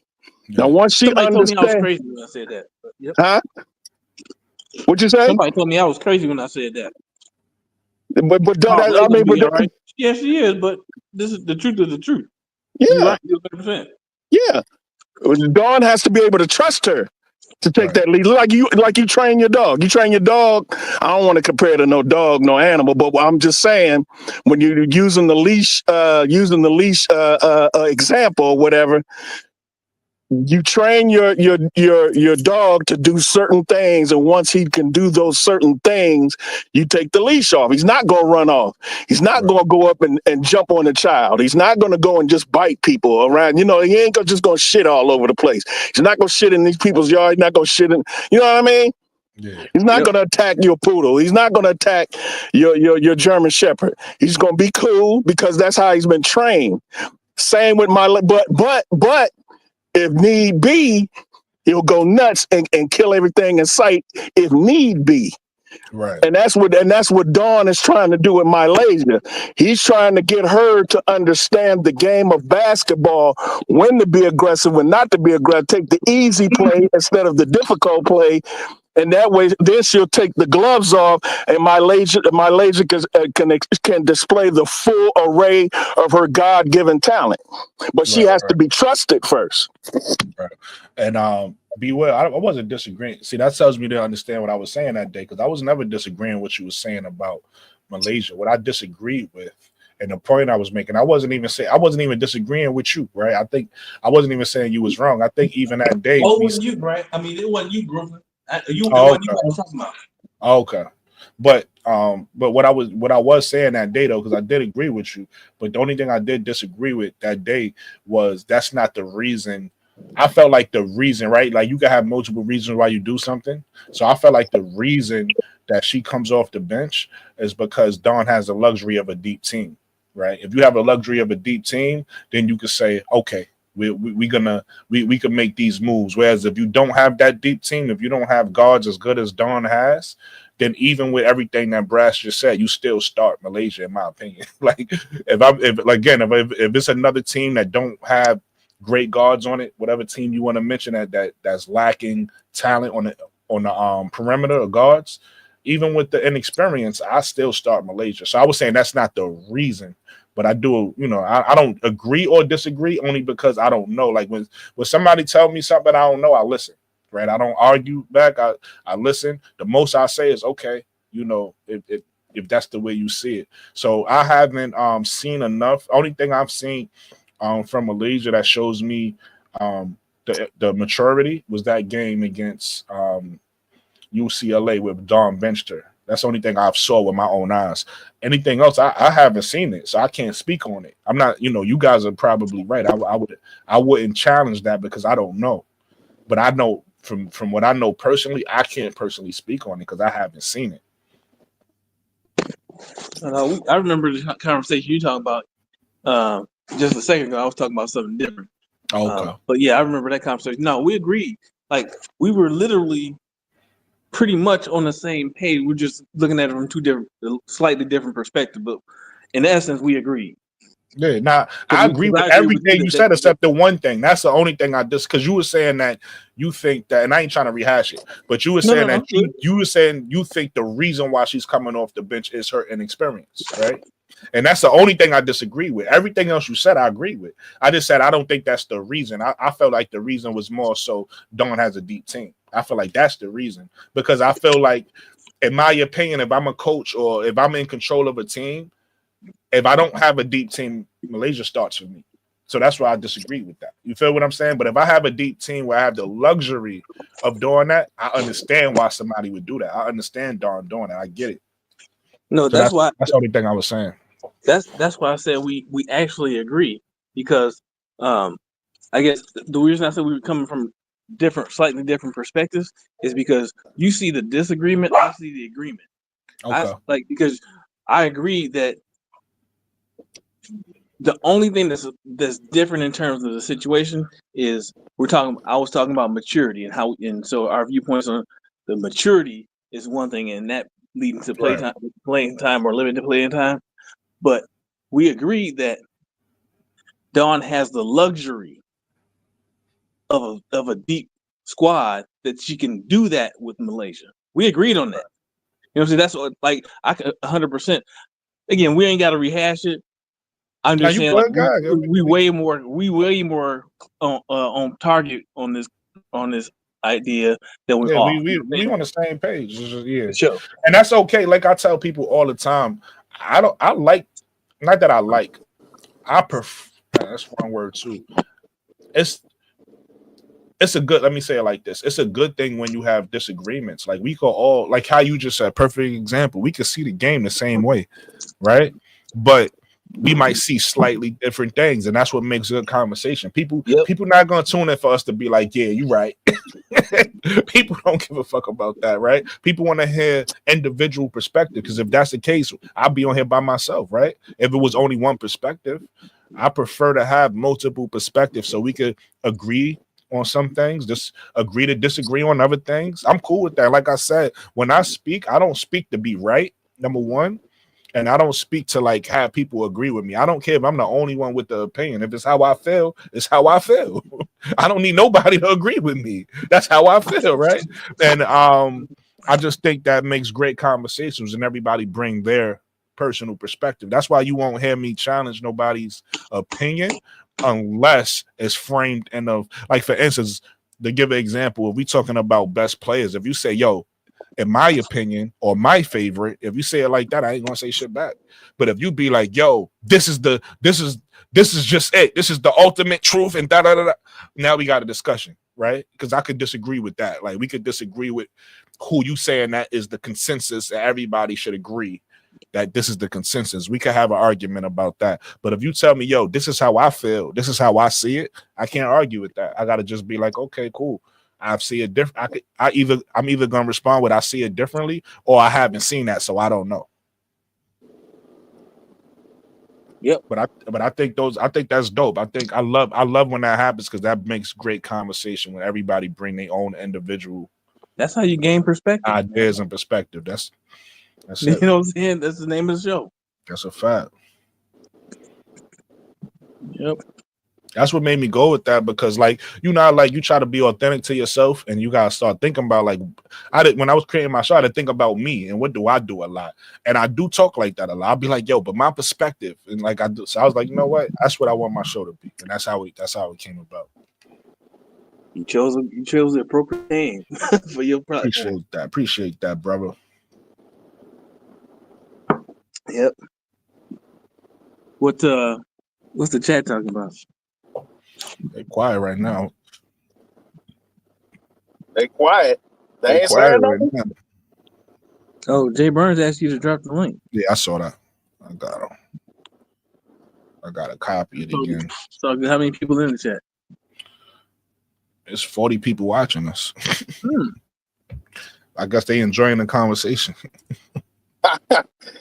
That's what's up. Which I ain't mad at it. Like, listen, my motto is talk to me, I'll talk back. But as long as you watching me, hit the like button, hit the subscribe button. You know what I'm saying? Yeah. Give the channel props. Absolutely. But you know, I you went out, Brass. Anybody that's in the chat, by the way, watching, if you want to jump up on the panel, hit the link. I mean, like I said, I like to talk to people. I like to have conversations. I like to hear perspectives. I like to hear people's perspectives. The one thing I like, I'm going to tell you what I like and I don't like. The one thing I like is educated perspectives, though. If you're going to have a perspective, do a little bit of research. You ain't got to know everything, but at least have it coming from an educated place. What I hate is when people just start spewing anything and it's be like, it'd be like, nah, that's not true.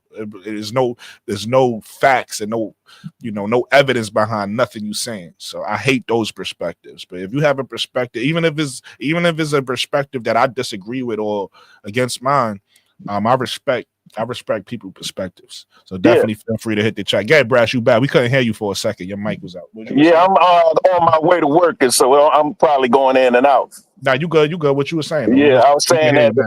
I was agreeing with you about my laser as far as if you have a team that doesn't have, talent like that, and she's the best, then yeah, you got to start her. You can't sit on the bench because you mad at her for doing something. You just got to get in her behind and tell her do better and send her back out there. There you guys, how you know what I'm saying? So but the thing about my laser, she's like a wild stallion. Yo, Jay Burns, I don't know what's going on, man. I got to talk to somebody because people keep telling me my chat. Like, I don't know. I guess everybody else. I don't know. See my laser. She sees hell on wheels, but she has to know how to. Because it's one thing to be talented. It's another thing to be a great decision maker. Absolutely. Playing the game the right way, timing, learning your teammates, making sure you're playing team ball. If you that kind of thing. Shout out to my sister Sports C. Sports C, I appreciate you, man. You a big dog in the game. So anytime you pull up on me, it's an honor for me. Hey, Jay Burns, try Google Chrome. Try Google Chrome. That might help you out. Yeah, Sports C, I just posted the link if you want to pop up on the chat. Anybody, I love women's opinions, so definitely any women in the chat that want to pull up and give their perspective, definitely pull up. Hey, Brooklyn, we promise we'll talk nice to her. Is she gonna talk nice to us? Talk to me nice. Right. She ain't got to worry about us. All right, so she asked a question. They are reporting that Drew Lloyd is being. I mean, I don't. Who's reporting it? That's the only way I could tell you if I think it's true. Number one, but number two, I think that's a good fit for her. But I don't know if it's true unless it's coming from the right source. That is a good fit. I don't know if you heard me because you went live last night, Sports. See, I was making a little joke. I said, listen, I said you gotta teach me. I said you gotta teach me the sauce, man, because you be going live like 2 a.m. and you be having 400 people watching you. Right. I be trying to watch you. I be trying to watch you live, but I be tired. I got work in the morning and shit. I be like, damn, she got 400 people. You gotta teach me. Listen, hey, Sports C, I think I'm handsome, so you gotta teach me the sauce. You gotta teach me what I gotta do. Like that's like HD. He be popping up. HD be popping up at 1, 2 in the morning. I'm like, listen, Sports C, you welcome anytime. No rush. Take your time, eat your dinner, walk your dog. You're always welcome on the panel. Would you say Olivia is like Chris Paul, Devin Booker? Olivia, to me, my comp for her, and again, I hate doing this, but I'm gonna do it again, is Jason Kidd. She's a Jason Kidd type point guard to me, and Hannah Hidalgo is a CP3 type point guard to me. If y'all, first of all, some of y'all who I know everybody in here know basketball, but young CP3 was different. I don't know if y'all remember young. He was AI fat. Like he was. I don't know if y'all remember CP3. Like when he was leading the team. Like CP3 was a problem. Like, yeah, big problem. As a small guard, don't think just because he ain't win a championship it's his fault. Sometimes it is what it is. Like people careers just go that way. CP3 was one of them. He had them unfortunate injuries where they just happened at the worst time. Hey, that means a lot coming from you, Sports C. I appreciate you. I appreciate you. Hey, you mean young CP3? You mean CP3, not CP33? Young CP3 was like that, now for sure. He 33. No, he older than that. I'm saying like when he was 33. And being that I'm in a WNBA now, because I wasn't always a WNBA fan. So being that I'm a WNBA fan now, I want to shout out Candace Parker because that's the CP3 for the WNBA. So shout out CP3, Candace Parker. But we talking about Chris Paul right now. I just want to give her that respect because her nickname CP3 too. I learned that, so I want to show her some respect. But yeah, that's Hannah Hidalgo to me. Olivia Miles is more of a Jason Kidd type point guard to me. And I got to stop doing that. So instead of saying Jason Kidd, I'm going to say Chelsea Gray. I like to compare women to women. I don't like to do the men-women thing. Yeah. Yeah. I think Chelsea Gray would agree with Chris Paul and CP0. Oh, that's whack. Don't talk about my man like. She is the real. Candace Parker is the real CP3. Caitlin McRae will be fire on the sky. Yes. I could see that, especially if we kept Kennedy Carter. I could see them. I could see that being a wing. Should be a good fit next to Kennedy Carter. Kennedy Carter, who gonna guard her? But I don't think she's coming back though, Brass. Well, I think the writing on the wall. We'll see. I can't wrap my head around an excuse not to bring her back. That's all I'm saying. I'm not saying she is. I'm not saying she ain't for sure. Right. But but if they sat down in the room and said, we're not bringing Kennedy Carter back, I would love to hear the reason. Listen, I agree with you. Let me know if the music too loud. I'll turn it down if anybody can't hear. I agree with you. But I watched Tyler Marsh interview on that podcast the other day, which was a terrible interview, by the way. They ain't asked no good questions. But anyway, the reason why the thing that was alarming to me was when they asked about China and they asked about Camilla. Yeah. And they didn't mention Kennedy at all. I'm like, how you talk about China and don't mention Kennedy? Like, that's weird. Right. So once you did that, I'm like, okay, I give up. I give up. Y'all don't want her back. I give up.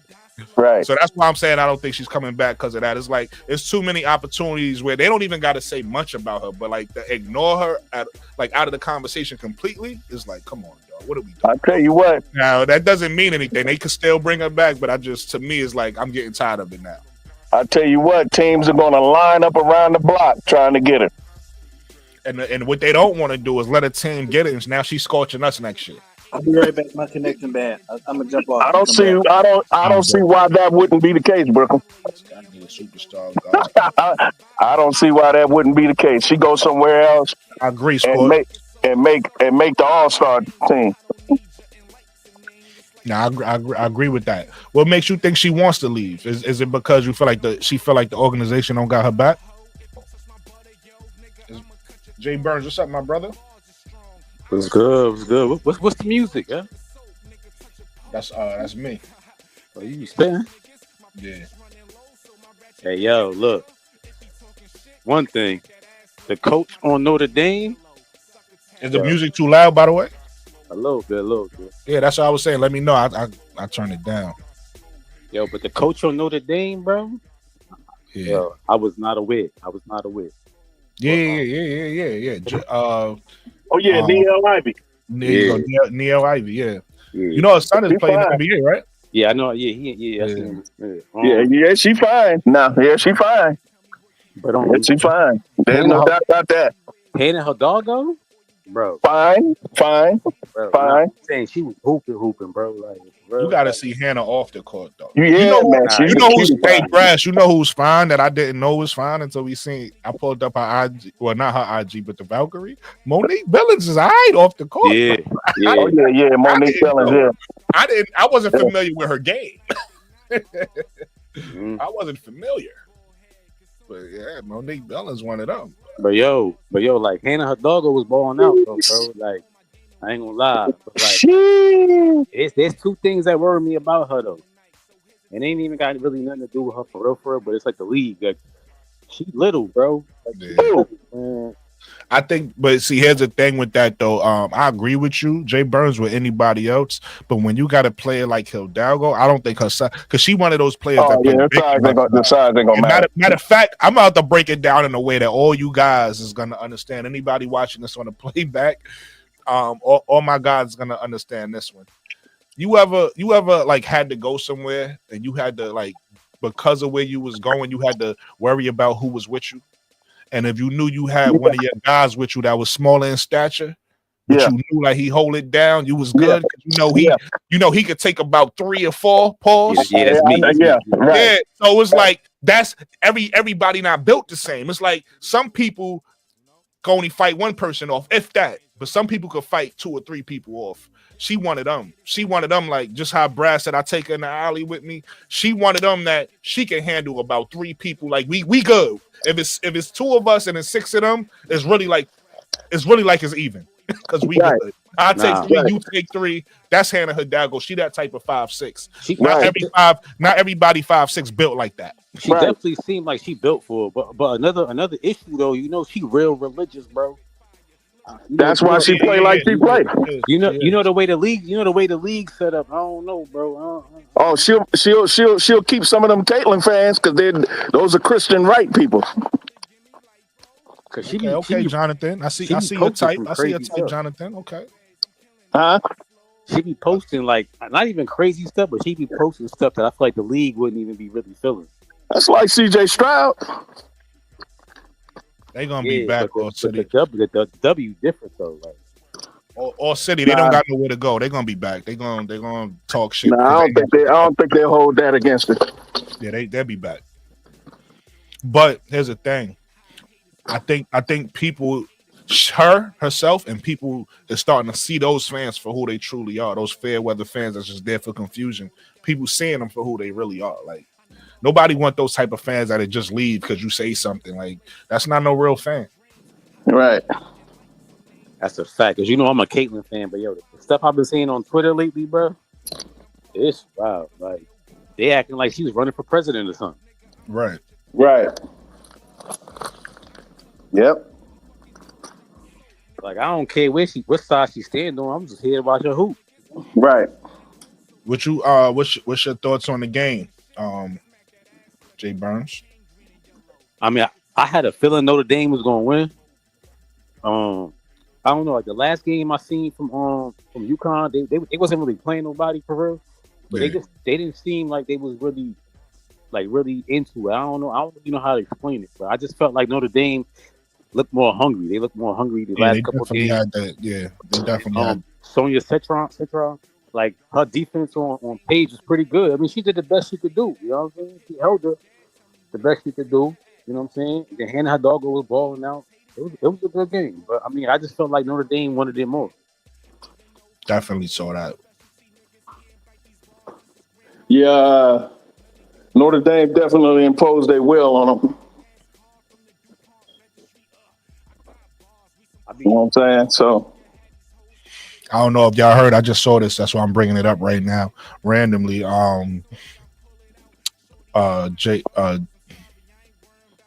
Butler. I can't think his first name now. Anyway, Jimmy Butler. There you go. Jimmy Butler is looking for a trade, maybe to the Suns, the Mavs. It says Suns, Mavs, and it was like 3 other teams. I can't think of them right now. But what's your thoughts on him being traded, trying to go to a contender? If he goes to the Mavs, that's kind of crazy. I'm not gonna lie. That's gonna be real guard heavy. Yeah. I don't know. I don't know how to feel about that, to be honest. That's gonna be if he's still watching. If he's still watching us, that's gonna be a bro Claude team right there. Wild guards. I'm trying to think like what the teams would give up for him though. Probably picks. I don't know. Well, who you think he be better on? Phoenix or Dallas? It's hard to say. I think he'll be definitely better on Phoenix. But it's hard to say which team he should go to. He want to go to a contender, so whatever team, he feel like he could win a championship on, I would have to look. I haven't really been paying a lot of attention to the Mels game since I've been into the WNBA, so I actually got to go take a look around, but I would say Phoenix right now. All right, so how you feel about the culture of like I'm about to switch teams every couple years to chase a championship? How you feel about it? I don't really bother me. I know a lot of people have opinions on it. It don't bother me one way or another, to be honest with you. Whether people want to stay with their team or people want to switch teams. So, for instance, the route that Dame and Giannis took, that I'm not mad at that. But the route that everybody jumped on KD, KD or any other player who switched teams, I'm not really mad at it. It's really about what's best for you and your family, because organization's going to do it. You know what I'm saying? So you think it's like a GM issue, like GM's not building the right teams around the right players? I don't know if I would say that, because me being in New York, I remember that Nets team, right? And that fell apart for they put together a good team in New York, and that fell apart for the reasons it fell apart for. So I don't know if it's GMs putting together bad teams. I just think the league is competitive, right? But the NBA is different. So the NBA got so many teams. You're not gonna have it. Most teams in the NBA not gonna be able to compete every year. You know what I'm saying?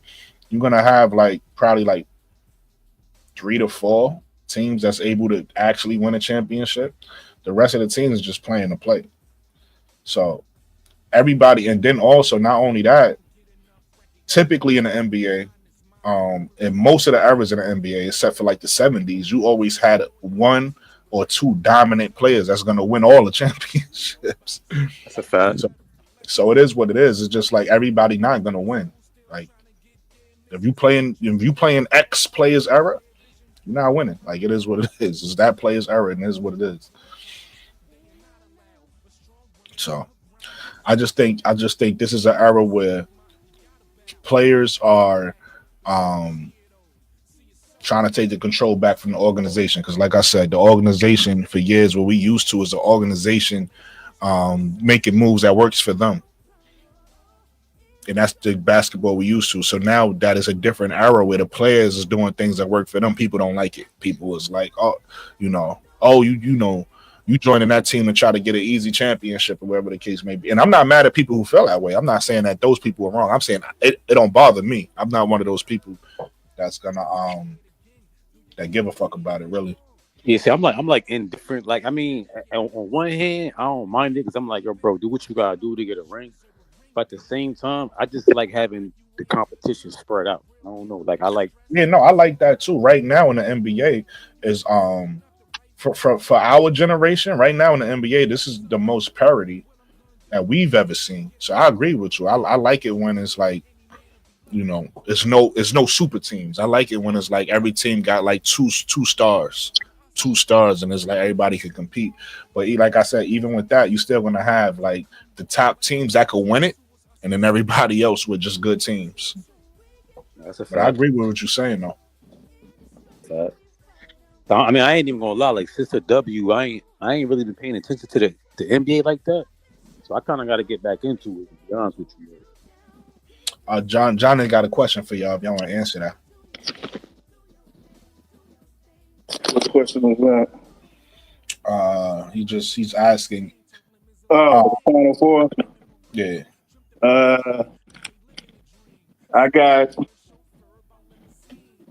UCLA, South Carolina,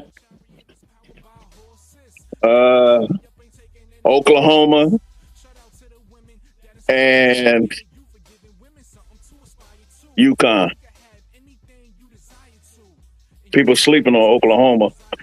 I'm gonna go one more time. Sorry, Burn. Say that for one. You said Oklahoma, Uconn, South Carolina, and UCLA. Got you. Yeah, I'm gonna go South Carolina, UCLA, LSU, and UConn. Did I say UConn already? I don't think so. You said South Carolina, UCLA, LSU, and UConn. Yeah. Anybody else? Be well, Zoe. Zoe done fell asleep. I got South Carolina, Notre Dame, LSU, UConn. Okay. I got South Carolina winning it all, to be honest. So y'all gonna think I'm the oddball because I don't got some of y'all teams ain't even on my list. I got USC. I got Notre Dame, Texas. Damn, Final Four, he said. Okay, so I don't have Texas. Okay, so I got USC, Notre Dame. I got UCLA, and I have Uconn. I think those are four gonna make it to the Final Four. I just think they got the best teams this year. Who you think gonna take it? That's tough. Who I think is gonna win it all? Right now, I'm gonna say I'm leaning towards, just because I like they fight. I'm leaning towards Notre Dame. Okay, Sal, what's up, my brother? What's going on, panel, man? How y'all doing? Salute to Brooklyn, man. Hey, sorry, I'm just showing up, man. Just wrapped it up with the ladies on this ladies' night production. You the OG. What you apologize? Nah, man. I don't care if you showed up with 2 minutes left, bro. We ain't got to in the fourth quarter. We don't care if you come out the locker room in the fourth quarter. Listen, I'm here. Listen. Everybody who don't know, everybody is gonna watch this on the playback, and everybody that's watching me now, I'm here because of this brother. So you ain't gotta ever apologize to me. Hold up. I know y'all. Hold up. I gotta cut y'all off, man. I gotta get What's up? And say what I got to say, man. What's up? I gotta go back. I know y'all been talking about it because this is what the show was about, man. You was doing a recap on the Connecticut. Let's talk about it. You was doing a recap on the Connecticut and Uconn, right? Yes, sir. I mean, damn, I said Connecticut and Uconn. Shit. Connecticut and Notre Dame. I know right? what you meant. Yes, man. Look, I'm gonna say this, man. Brooklyn, I'm gonna have to say this directly to you. These 5'6" guards, man, you're gonna leave them alone, man. That damn. We spoke about this. No. I said Brooklyn, I said Hannah don't count. I don't want you to slander nobody that's 5'6" no more. I got you. And you know what I'm gonna do to you? What's that? I'm gonna send you some clips of Dana Evans last year. But Dana's not cut from the cloth, and Hannah Hidalgo's. That's my point. Right? But I'm just saying, like when we talking about, certain like a Deja Fair, right? She different. I know, but I'm just saying, like this notion. I know that the WNBA wants to move the needle and go to these bigger guards and stuff like that. But when you find somebody like a Hannah Hidalgo, I'm with it. Right. The thing about Hannah Hidalgo is like she is feisty, right? Yes. And she don't let her height bother her, right? She gets in there for a 5'6" guard to go out there and grab 10 rebounds, man, in the trenches. You know what I'm saying? Damn near had a triple-double. Exactly. 29, 10, and 8, right? But what's special about her, man, she just out-hustles everybody, man. A ball on the floor, she diving for it. Hannah Hidalgo is special, right? And I know Olivia Miles, she hurt her ankle early, right? Yeah. But in the end, when, Paige cut it down to 6, them 2 layups by Olivia Miles, they was key, right? And what I like about Olivia Miles, man, she played bigger than that 5'10" frame, man. You know what I'm saying? She can handle the ball. She can put it on the ground. She can get to the basket. Yes, she hit that corner 3, which was a spot up 3. That was great. And I think Ivy, she got them 3 guards playing with confidence and playing together. Yes. And then Stovall, the big girl, she came up big on that one layup. And then Sonia Citron, right? Yes. I'm looking at her, man. She play at her own pace, right?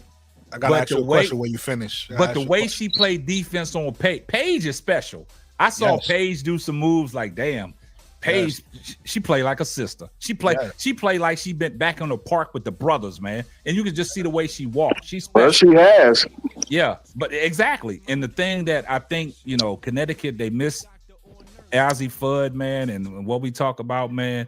The injury scared me about her, man. The availability, man, and they really missed her tonight because Paige was out there trying to do it herself. I know she had some people, trying to help her out, but without Ozzie Fudd, it made it difficult for, Uconn to really be the Uconn team that we used to seeing. And the thing about Notre Dame, these last couple games, they got Uconn's number. And I think you might have said it, or I think Mo3 might have said it about the system that Uconn plays, but I think Ivy has the kryptonite to that system to break that system down. She learned that from Muffet McGraw. There you go, man. So it's the track record and the leg work that they doing, and you can see the way Notre Dame was just up in them, getting deflections, getting turnovers, right? Outside of, Paige Becker's trying to handle the ball to set up the offense. She missed Ozzie Fudd, man, and it made it difficult for Connecticut. But I just think as a whole, and I heard when I jumped in, you talking about Final Four Brooklyn, so I got to respect that. I think Notre Dame can get there, man. I think Notre Dame has the pieces to get there, and it's just a matter of just being humble and just taking it, one game at a time. I know they came off a 2-game skid, but to beat Uconn the way they beat Uconn, I know it was a home game, but the way they beat them, I'm like, okay, Notre Dame's talking about something. Yeah, I agree with everything you said. The question I gotta ask you though, with they probably don't know about you, so which I do, is I think in football, you correct me if I'm wrong. Okay. I think your team in football, right? I know who your professional team is, but your team in football is in college is Notre Dame, correct? Oh yeah, Notre Dame. Yeah. Okay. So now my question to you is, is Notre Dame growing on you as your team? No. I still That's what I wanted to know. No, I still represent the University of Maryland, but you're the one that. Okay. You did say that. Okay, you did. Yeah, Maryland's my team in women's basketball, but like I said, you brought the attention to me. No, because I watched Notre Dame in the past because of Skylar Diggins, right? Okay. And I was a fan, right? And I'm like, man, she's easy on the eyes and stuff like that. I'm like, damn, Skylar. You seen it tonight? She was there with Enrique and all them. You know what I'm saying? And you noticed she wasn't. You noticed Drew Lloyd was there too, but they wasn't exactly together. Exactly. Okay. But and the thing about it is, you brought the attention to me about Notre Dame's basketball because after Enrique and Skylar and them left to go play in the WNBA, I kind of it was a distant memory, right? Right. Yeah. But when you started talking about Olivia Miles earlier, right?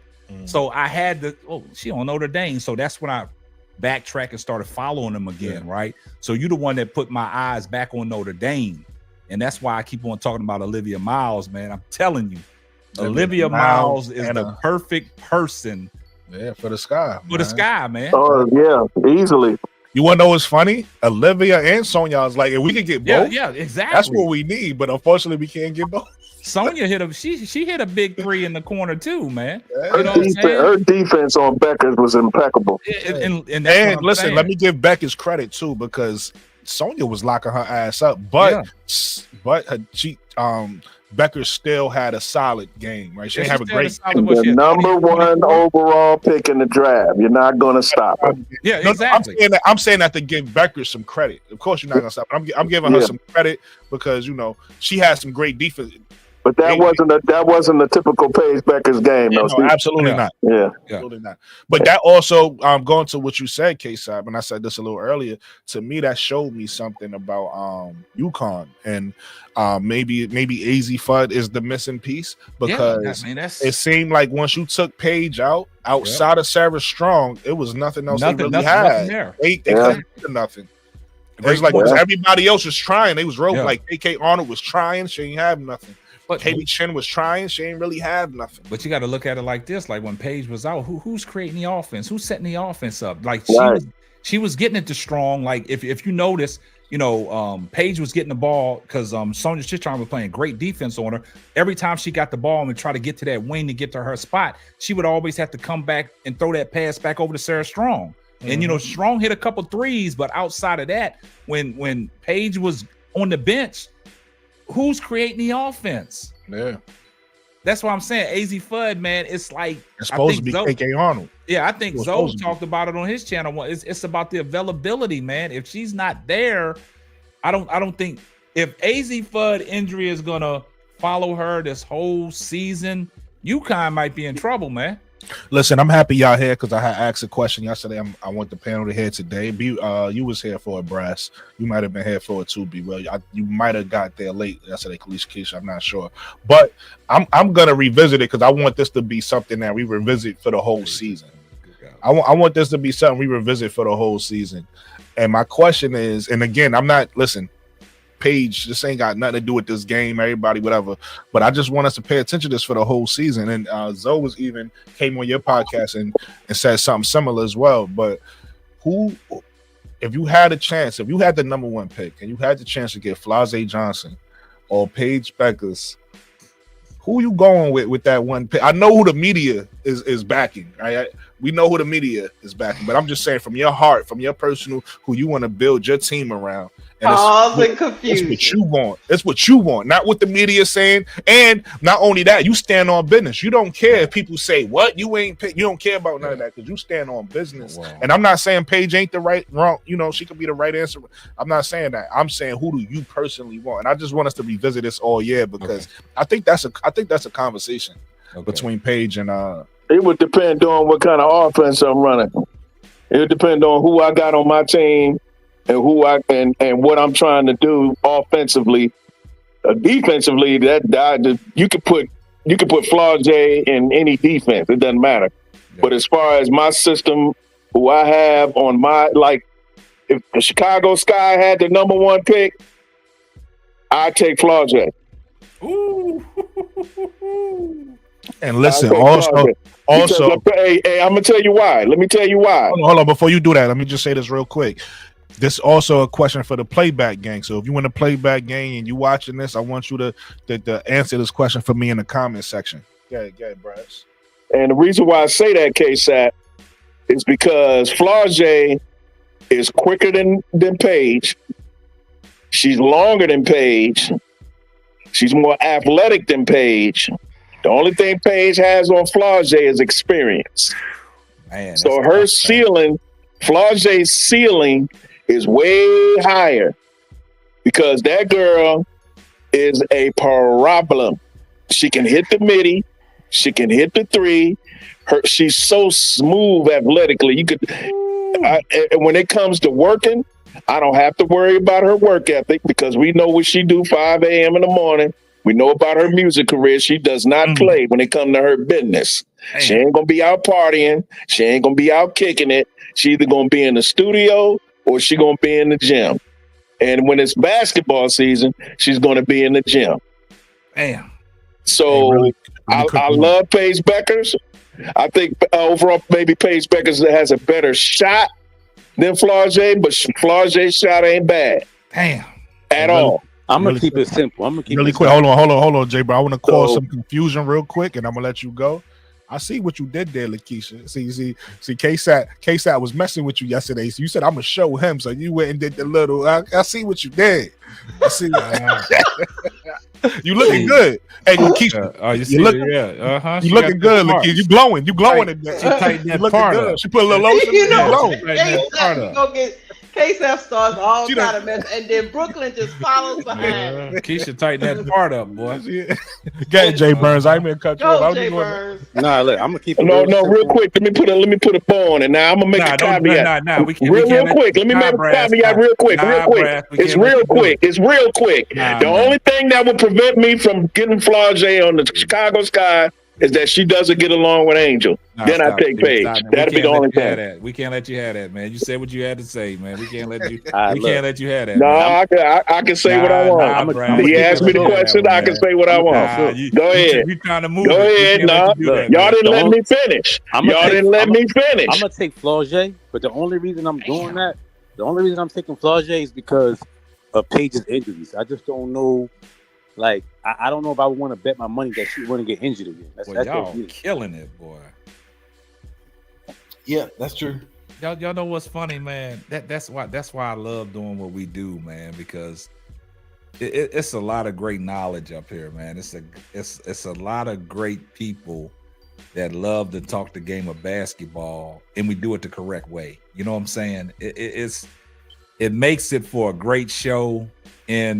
In Brooklyn, that was a great question because that's a little bit of confusion right there. Everybody got their own opinions. And I think that's gonna be confusion all year, though. Yeah, different things, man. The more we see Flau'jae in certain games, your mind might change. The more we see Paige in certain games, it's gonna be interesting conversation all year. Everybody need more time, KSAT? Nah, I don't need no more time. I already got my mind made up, man. What is it? I'll let you go ahead and go because I mean you already. You remember I'm the lady that I would take her at 3. I put this up before I read it. You got beef out here in these streets, Case? Hold up, put that back up. What that say? What? Why you blocked me, K-Sap, old ass? Who is that? I don't. What you mean? Why I blocked you? Who? I don't even know who you are. So how I block you?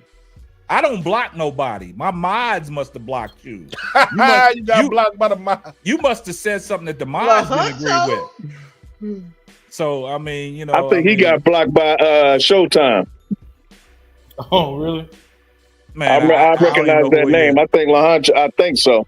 Yeah, but I'm gonna go and answer the question, man. Go ahead. I'm gonna take Paige. And the reason why I'll take Paige is, you know, I'm never going to pass up on the generational talent because we've always talked about, you know, the best available, right? I can put Paige in any situation, and I think she's going to excel, right? We've seen what Sonia Citrons was doing to her tonight, but she still came out with 26, right? and she was out there basically by herself to the point that Brooklyn made. So as far as what Brad said about the defense and stuff, I'm gonna give Flage that she has a leg up on our defense and the athleticism, and to what Jay said about the injuries, about the knees. But I'm not even gonna be concerned about that right now, because what I saw tonight, you go into a hostile environment. You playing the number 5 team, you the number 2 team, right? And you go to a hostile environment. Number 8 team. I'm sorry. Appreciate you correcting me. You go into a hostile environment. She showed me a lot. She showed me that she has the total package. She shows me that she can get downhill. She got the mid-range game. You know what I'm saying? She can handle the ball. She can set you up. So as far as, me being a GM and I got that number 1 pick, I'm going to go with Paige regardless. No disrespect, no slight to Flage. It's tough. But I got to be the one that's got to give a little confusion here. We all can't say the same thing, so I'm going. Ain't no wrong answer here, though. Ain't no wrong answer. I know. You get either one. Listen, if you got the number 1 pick and you get either one, you're happy. Yeah, you're happy. Right. I'm taking Paige. I think Paige will move the needle for me than Flage. When I pull up they advanced stats right now, Paige is playing off the wall. Her PER is 41. I'm not gonna get into what PR means, but that's pretty damn good, right? And Flage's is 34, which is also player efficiency rating, which is also pretty damn good. So they both playing good, but right now Paige is what she's doing for her team is a lot more right now. Her and Sarah Strong got pretty much the same PER for their team, so. Yeah, I'm with KSAP. I'm picking Paige, but it's no wrong pick. Yeah, it's your, that's why I say your personal. My point in asking this question is saying, because for instance, right, if you ask me this question just based off reality, I'm gonna say Paige, because I don't see no world where the media, unless Paige plays terrible or she gets hurt, I don't see no world where the media is gonna allow her not to go 1. So that's why I said, based off your personal opinion, not based off reality, not based off what you think the media is pushing, based off what your eye test and what you see and what your preferences for your team, right? What do you want? So that's why so it's no wrong answer. Either one of these players you're getting a good player, but it's based off what you personally see, what you like, what you want. Gotcha. Let me ask you. Oh, I'm sorry. Go ahead, Lakeisha. I can ask you want me to give you my take? Keisha, if I hear the wrong take, I gotta put you on blast. First of all, we're not gonna do that because Lakeisha the only. I know, but Brooklyn, she know where I'm coming from. No, I know. I'm just letting the world know, the viewers know that Lakeisha's royalty, right? It ain't nothing but a bunch of men up here, so we value Lakeisha's opinions. And guess what?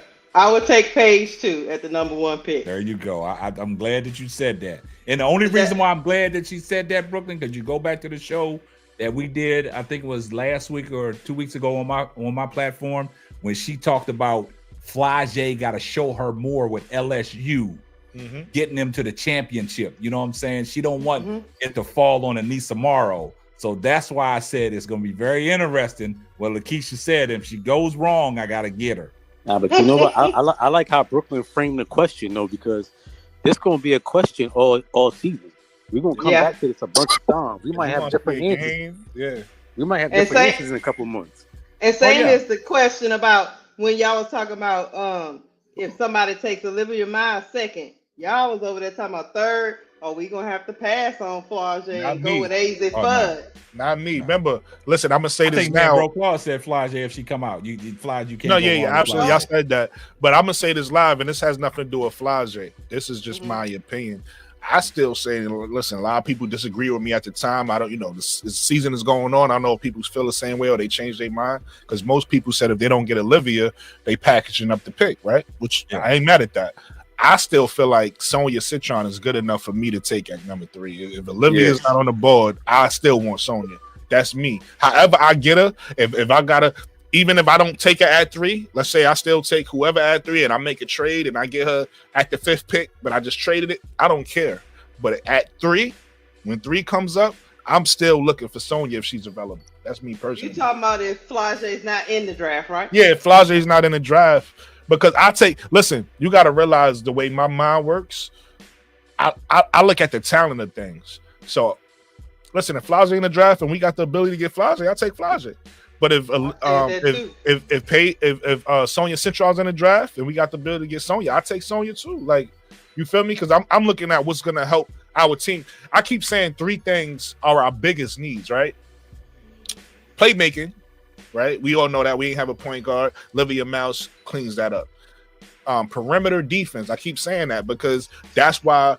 Again, going back to K-Sap's point in one of his earlier shows, Camilla would be in that foul trouble because we didn't have somebody that shut the water off on the perimeter. We need that, right? And that's why a name like Sanaya Rivers comes to mind. That's why a name like Sonya Citron come to mind. Those long 6-foot guards that could guard, but you got to be able to play 2 ways. I need you to score on the other end too. So we need that though. We need that perimeter 2-way stopper that Diamond and Shields were supposed to be, but we couldn't play her, right? Yeah. And then the other obvious thing is just more shooting, right? We didn't have enough shooting last year. So those are the 3 things we need. So that's why I'm saying if I don't get the point guard, I shift gears. Yeah. And I'm like, I bet perimeter defense, give me a 2-way player. Yeah. That who I feel like would be a star in the league. And Lakeisha, right? Like, yo, no lie. I feel bad for Azzy Fudd because this recent injury, I feel like hurt her draft stock. Like, it hurt her draft stock like crazy. It's like, I don't know if I'm a team. I don't know if I'm going to want to take it when all you got was a little bump to the leg and you out. Like, I don't know if I really want to risk my draft pick on you. I'm gonna be honest with you. I disagree with that, Jay Burns, only because I don't think her draft stock was that good to begin with. So I don't know if this hurts her that much. Hold on. Let me tell you why I say that though. I'm gonna give you, and that's why I bring up this name a lot when I talk about Azzy Fudd. And again, this is best case scenario for her. Like, I hope this happens for her, right? But somebody like Michael Porter Jr., a lot of people don't remember his draft. He fell in the draft. He was supposed to go a lot higher, but he had an injury. He had a back injury when he was coming out. He dropped all the way down to Denver, right? He dropped super low. So that's what I'm saying. I think that is going to happen to Azzy. She might go either in the beginning of the first or the second round. I think she was going there regardless. That's why I said I don't think it hurt her. I don't think she's going high in the draft at all. Right, I think she's going to be one of them that drop, but hopefully, and that's why I said it's best case scenario for her, because Michael Porter Jr. injuries pretty much is behind him, right? Knock on wood. Hopefully, he don't get injured after this, but he's been pretty much healthy since he's been in the league. So I'm hoping that happens with Azzy. I hope slowly they bring her back. I understand because, like I said earlier before y'all came on, I don't think they held her out today because she can't play. I think they held her out today because they just not going to take no chances, right? So I think they just slowly, making sure they build her confidence up, slowly making sure they build her body up so that she could, because look at Olivia Mouse. Olivia Mouse had the same situation. She had a season-ending injury, right? Got hurt in today's game, that knee, but came back and toughed it out and still had a good game, dropped 16 points. Right? It wasn't a knee. I think Azzy needs to go back to school. I think that's what I think. Yeah, I wouldn't be mad at that. I said that too. That's a good take, Lakeisha. I wouldn't be mad if she goes in another year. I wouldn't be mad at that. But just to say that to Jay Burns, I don't think that her draft stock was that high to begin with. I think she was gonna go low regardless. That's why I don't think that you're wrong. I don't think what you're saying is wrong. I'm just saying I think she's already going low. I don't think her draft stock was high in general just because of her injuries. I'm just saying, like, I think it hurt it more. Like, maybe she would have went higher in the second round, but now I'm looking like she might go late in the second round. Got you. Yeah. It's unfortunate too because she's such a talent, man. And I just feel so bad. I feel so bad for her. I mean, just the generational talent. The girl is a baller, and just for her body not to hold up is just sad. That's like Jimi Hendrix. You see that talent. You see that thing he had that nobody else had. And I know I'm going off the rails a little bit here, but he died young. And I'm not, and that's a different scenario. But he went away young, when he had so much to give more for his talent, his massive amount of talent. And the same with the Azzy Fudd, with her, not her physically passing away, but her game not being able to be displayed before the world because her body can't hold up. That's what I'm really, really scared for her as far as that, because you talk about a player that's fun to watch. Yeah. I mean, AZ Fudd is fun to watch. You know what I mean? She's one of them players that don't come around too often. One of them unicorns, you know, because that's how good she is to me. Yeah. But you know, her knees and stuff not holding up. And same thing happened with Bill Walton. Bill Walton was an all-time great, and his foot and his leg just didn't hold up. But at least he had some semblance of a career. But you know, he could have been a whole lot better if it wasn't for his fragility. You know. Who is this we looking at? Oh, okay. Who's that? Is that AZ? Mm-hmm. Yeah. Cutie pie. And she's named after Jennifer Azzi. Her parents are big Uconn fans, and they named her after Jennifer Azzi, who played for Uconn. For those that don't know. Okay, I didn't know that. Yeah. Azzi, that's what that was her team. That was her team growing up. Her parents, crazy Uconn fans. Mm-hmm. Yeah, I hope I think she needs to go back to school and at least put together one good season. To be honest with you, Lakeisha, I don't think that'll help, because if she can get injured again, you know, going back to school doesn't prevent injuries. Oh no, I was talking about to help her draft. But that's what I'm saying though. If she comes back, what if she gets hurt again? You know, that's a high possibility. True. She come back again for another year. One wrong move, one unfortunate misstep, boom, out again. Do you think her body's ready for the W, or do you think it's just that her body's failing her? I think that is her body failing her, to me, in my opinion. I think it's just at such a young age, though, Brass. I've seen it happen before, K-Sat. Size, but yes, I've seen it happen before. But we've seen the opposite. We've seen Steph Curry come out with those foot injuries, the ankle problem, and he ended up having a Hall of Fame. I hope that happens for her. I'm not rooting for her not to have it, but I've seen this movie before. I've been around a long time. I've seen this movie before, man. What it was, Brass? You like me when I seen something, I'll be like, man, I didn't seen that movie before, man.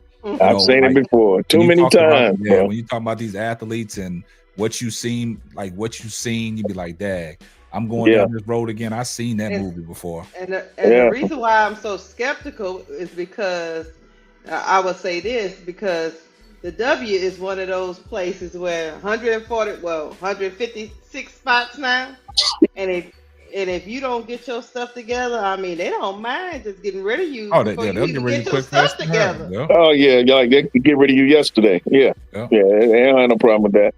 And like I said, it's unfortunate.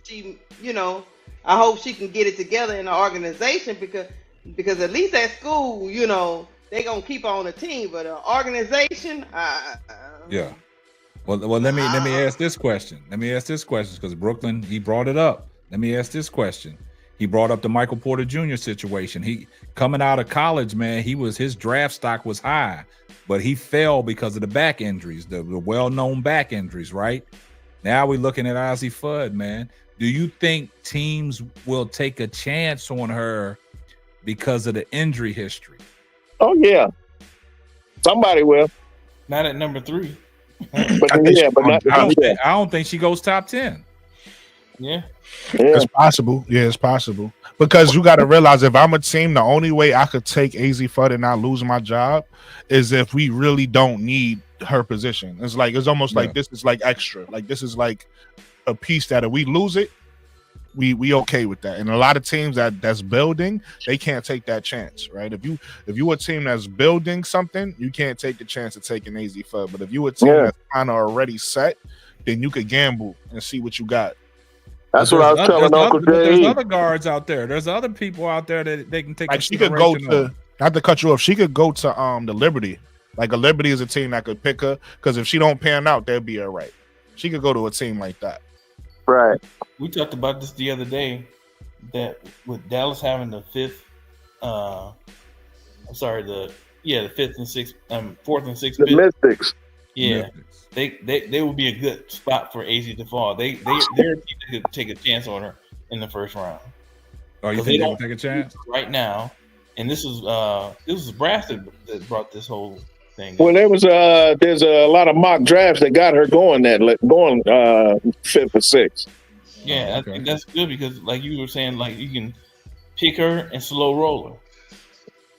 There's mock drafts that got her going second. Yeah, no. I know. No. But that's fine. So we see stuff like that. We know who not to listen to. Like we know who. That's why I don't get off into them. Well, I mean, they're wrong, but I'm saying that's how highly they think of her. They think that she's going to get over her, and because trust me, if she wasn't injured, if she didn't have these injuries, she's no brainer, top 1 or 2. Yeah, it's a lottery pick. Absolutely. Yeah. Them injuries, man. And like you said, Brooklyn, teams that can't afford to take that chance. You're a new GM, you're a new coach. The Chicago people talk about that because Uncle J.E. was talking about that's who the Chicago Skies again. I'm like, hell no. Are you kidding me? Yeah. And there's a lot of new coaches, brass tacks. Yeah, that's what I'm saying. But I know there's a lot of new ones, but usually they're with teams who have a decent roster. I mean, a lot of these teams that have a new coach, they were better than the Sky as far as their seasons were concerned. Not good seasons, but better than the Sky. Yeah. Not much better, but or have, I wouldn't say a better record, but might have better players overall. Okay, I ain't know McBucket was there. Better players overall is what I really meant to say. You wouldn't know McBuckets look different. We were close to the playoffs. McBuckets look different in regular clothes. She do. Caleb McBride. You want to know what it is? Because so here's why she looked different than me. And some in the WNBA, you got some girls that's girly girls. You got some that's more AG. She's one of the more, not real talk. I've noticed watching her. She's one of the more aggressive ones, right? Yeah. But she got her head down and all that. I ain't know the fuck she was. She been around them. She been around them. So McBuckets always have it in. She always have it in that bun. Yeah, that's why you don't be known. Yeah. Hey, and one thing, and that one girl for Notre Dame, man. That girl King, man. She can jump, man. She has some rebounds. She was the X factor in the game, K-Sap. Yeah, that one pass that Hannah Hidalgo hit her driving the lane and she went up with the left. I was like, that's textbook right there. That's fundamental, man. She dropped that in, like she rolled that with the left. I'm like, okay. That Uconn center did not impress me at all tonight. I don't. Hey, Brooklyn. Thanks, Brady. Yes. I hate my Final Four. You want to switch it up? I'm trying to be a confusion maker who was your original four? I said I don't know why I didn't think of Notre Dame. I don't know what brain fart I was having. But anyway, UCLA, South Carolina, and I said Oklahoma because Oklahoma is quietly busting everybody's ass right now, and nobody's talking about them. But I think it's too early for the every year in the NCAA, you have that one team that come out of nowhere that nobody's thought would be where they at and cause an upset and end up in the Final Four. And I think Oklahoma is that team. Typically, that team got a player like Caitlin on it. I don't know if Oklahoma got a Caitlin-like player on it. They got a team, though. Oh, yeah, definitely. Yeah, they got a team. They got a team, and they big, and they old. But don't y'all think it's a little too early for the Final Four? It depends on what somebody had asked a question in the chat. Yeah, somebody had asked a question who they think, so we just predicted. But look, but you see, hey, Brash, you see, like I was being honest, right? Because like I said, when somebody giving their opinion, I don't push back on that. I can't push back on your opinion. So when I heard you say that, I was just like, okay. That's why I remember when you said it. I was like, wait, repeat that one. Yeah, I'm pushing back on my own damn opinion because I'm looking at these highlights and I'm like, who the hell's gonna be? But you know this case, Sap. You know this, Brookers. Those have been around and watched the NCAA. There's always an upset. No, absolutely. Nobody thought that Iowa would beat South Carolina the year LSU won. That's what I'm saying. Absolutely not. But here's the thing. That's why you got to understand, and most of us understand this, if not all of us understand this. I'm not making predictions to be right. Like, I don't give, like, even these games, right? I said I predicted Notre Dame to win, right? If Uconn would have won, I wasn't gonna walk around with my head down. Nigga. You get it wrong sometimes. Like, who can, you know what I mean? Like, people be thinking that you supposed to be right when you say something. Like, nah, we all gonna be wrong sometimes. So listen. But I wanna add something in there just to cause a little confusion real quick, and then we can get back on topic. Of course. Bronny James dropped 30 tonight. All right, y'all can go ahead. Carry on. Let's talk about it. Hold on. Let's unpack it. Well, we ain't got to unpack it, man. Nah, we in ain't the G League or with the The G League. I'm just saying. No, that's no. That's still big because he's been staking it up in the G League. Brooklyn. Leave it alone. We'll stop. No, I'm not denigrating the G League. I'm just saying because I haven't been. Brass, we don't need to get off in all that. I'm just saying, you just wanted to cause confusion. I feel it in there. Hey, listen, I don't know. Listen, what K-Sap just said is for the playback game. Yeah, keep causing confusion. For the playback game. I got you. You tell us your opinions. Yeah. I got you. I just wanted to throw that out there, and that's coming off a 16-point performance. So that's hit us in the comments about what K-Sap said. He dropped. I haven't been watching the NBA this year. I'm so into the women's game. Yeah. I ain't even paying attention to the NBA, so I don't know. I don't know what's what. Back on. Who was your Final Four again, Brass?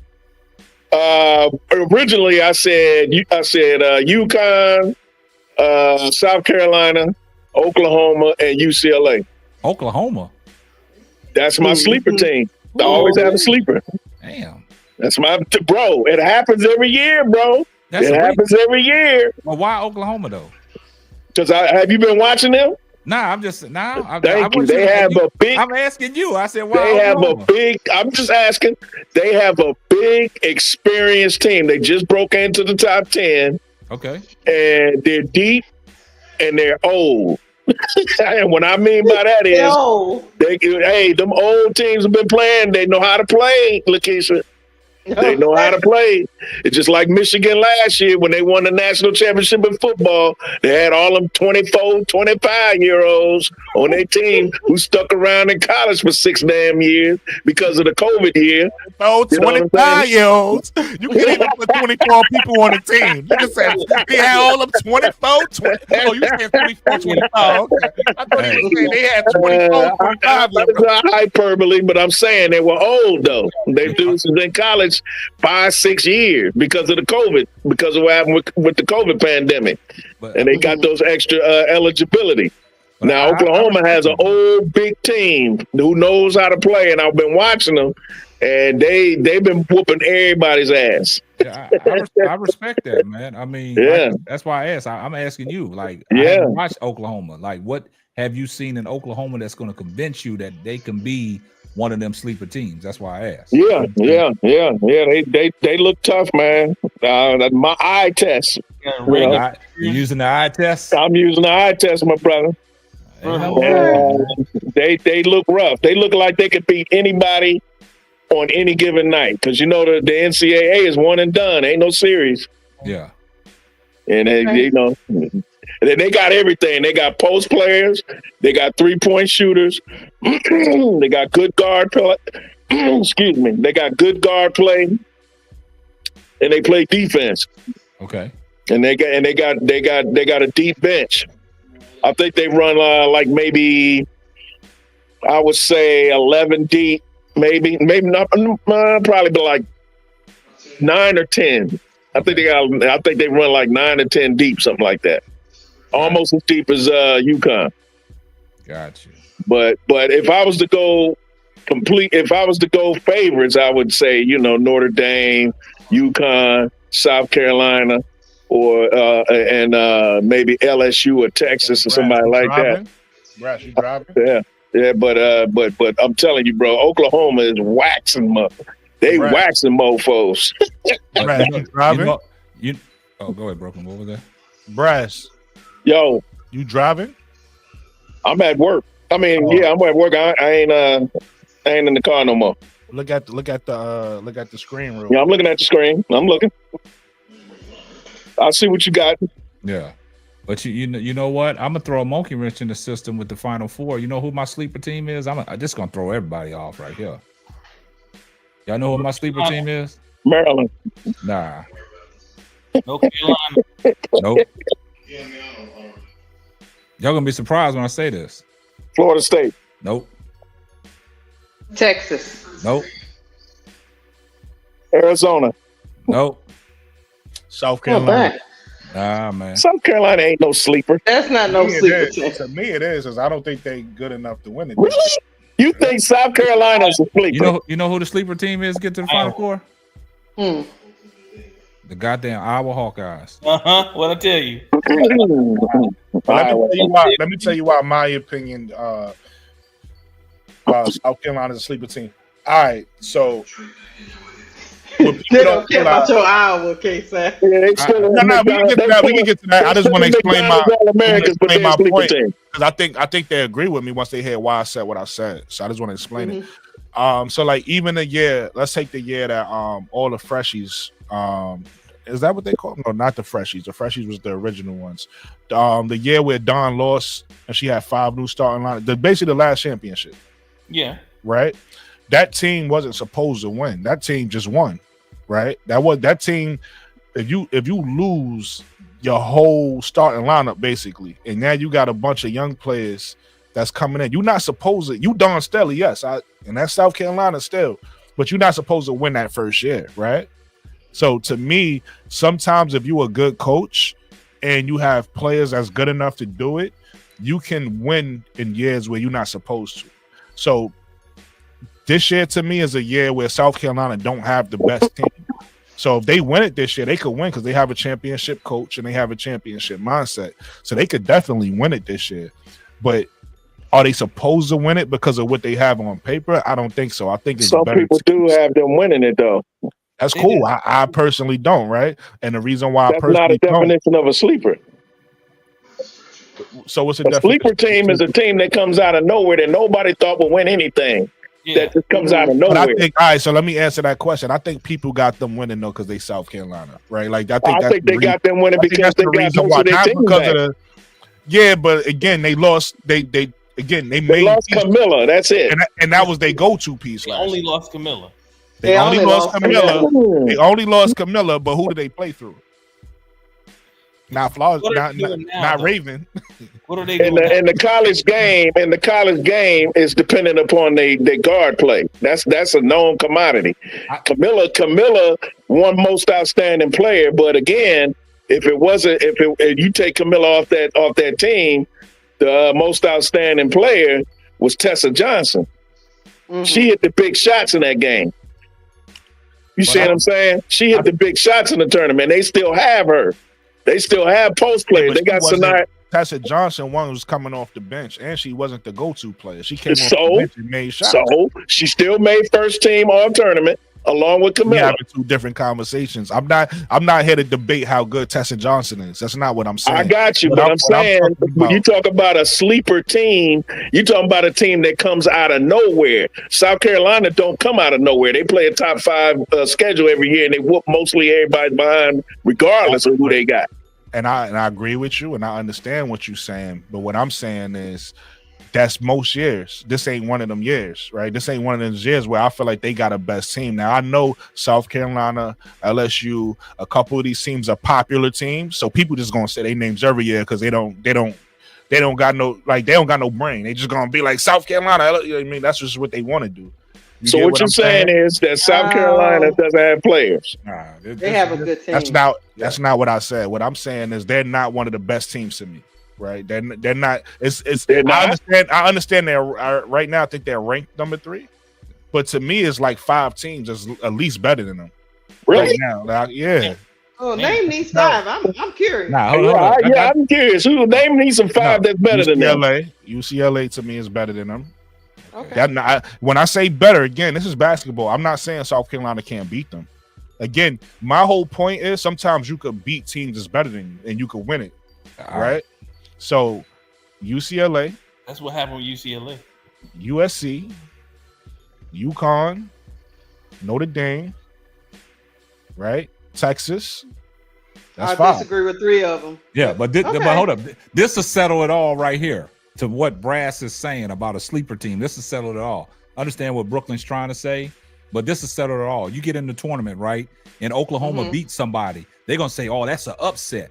But if South Carolina beats somebody, they ain't going to say it's an upset. No, yeah. So that's the I respect. I understand that, and I respect that. I guess I'm looking at it differently, and I respect that definition. So I'm not even going to push back on it. But just explain the way I'm looking at it. To me, I'm looking at it as if a team is not supposed to win and they win. That's still an upset. Yeah, your so let me give you an example. Sleeper is different. So let me give, and I could be wrong. That's what I'm saying. I'm okay being wrong, but let's use the NBA for an example. No, you ain't wrong. You just have your own perspective. And that's all I'm saying. I have my own way. I like what y'all saying better, though. But in the bigger scheme of what everybody sees with the NCAA media and everybody else says what a sleeper is totally different from what you're saying. You are outlier. You're one of the only ones who has that definition of a sleeper. No, I got you. But listen, like I'm gonna give you an example, right? Like, so for instance, this year, would anybody say right now, if you're making a prediction that you think the Lakers could win the championship right now? Huh? I said I'm gonna give you an example, right? In the NBA, I said if you had to guess who's gonna win a chip next year, would you say that you think the Lakers could win it right now? No. And the reason why I bring up the Lakers is because the Lakers is I think they still behind the Celtics, but they got the second most champions. They got the second most championships in league history, right? Yeah. So to me, if they win it this year, that's a sleeper to me because that's a team that I never thought would win it, even though they're popular. You get what I'm saying? So that's what I'm saying. So what I'm saying is to me, I think South Carolina. But that's what I'm saying. To me, I think South Carolina is popular. So people is underestimating nobody in any NBA media, nobody is picking the Lakers to win nothing at the beginning of the season. Nobody predicted them to win it because they didn't win nothing last year. They haven't won nothing since the bubble. They have not won nothing. I only compared them because they don't have any players. They don't have any players that won a championship except AD and LeBron. Yeah. They don't have nobody that won. South Carolina's whole starting five have won a championship, if not two of them. Yeah, okay. I don't think that me personally. That's what KSAP is saying. If South Carolina beats Notre Dame tomorrow, it's not going to be considered an upset. If they beat UCLA, it's not going to be considered an upset because number one, Dawn Staley has a team full of McDonald's All-Americans who have championship rings. I take that. I think to me, I was just looking at it because I really don't think that they as good as everybody else think they are. But that's obvious. Yeah, we understand your opinion. Yeah, that's obvious. It'd be like TCU in the Final Four.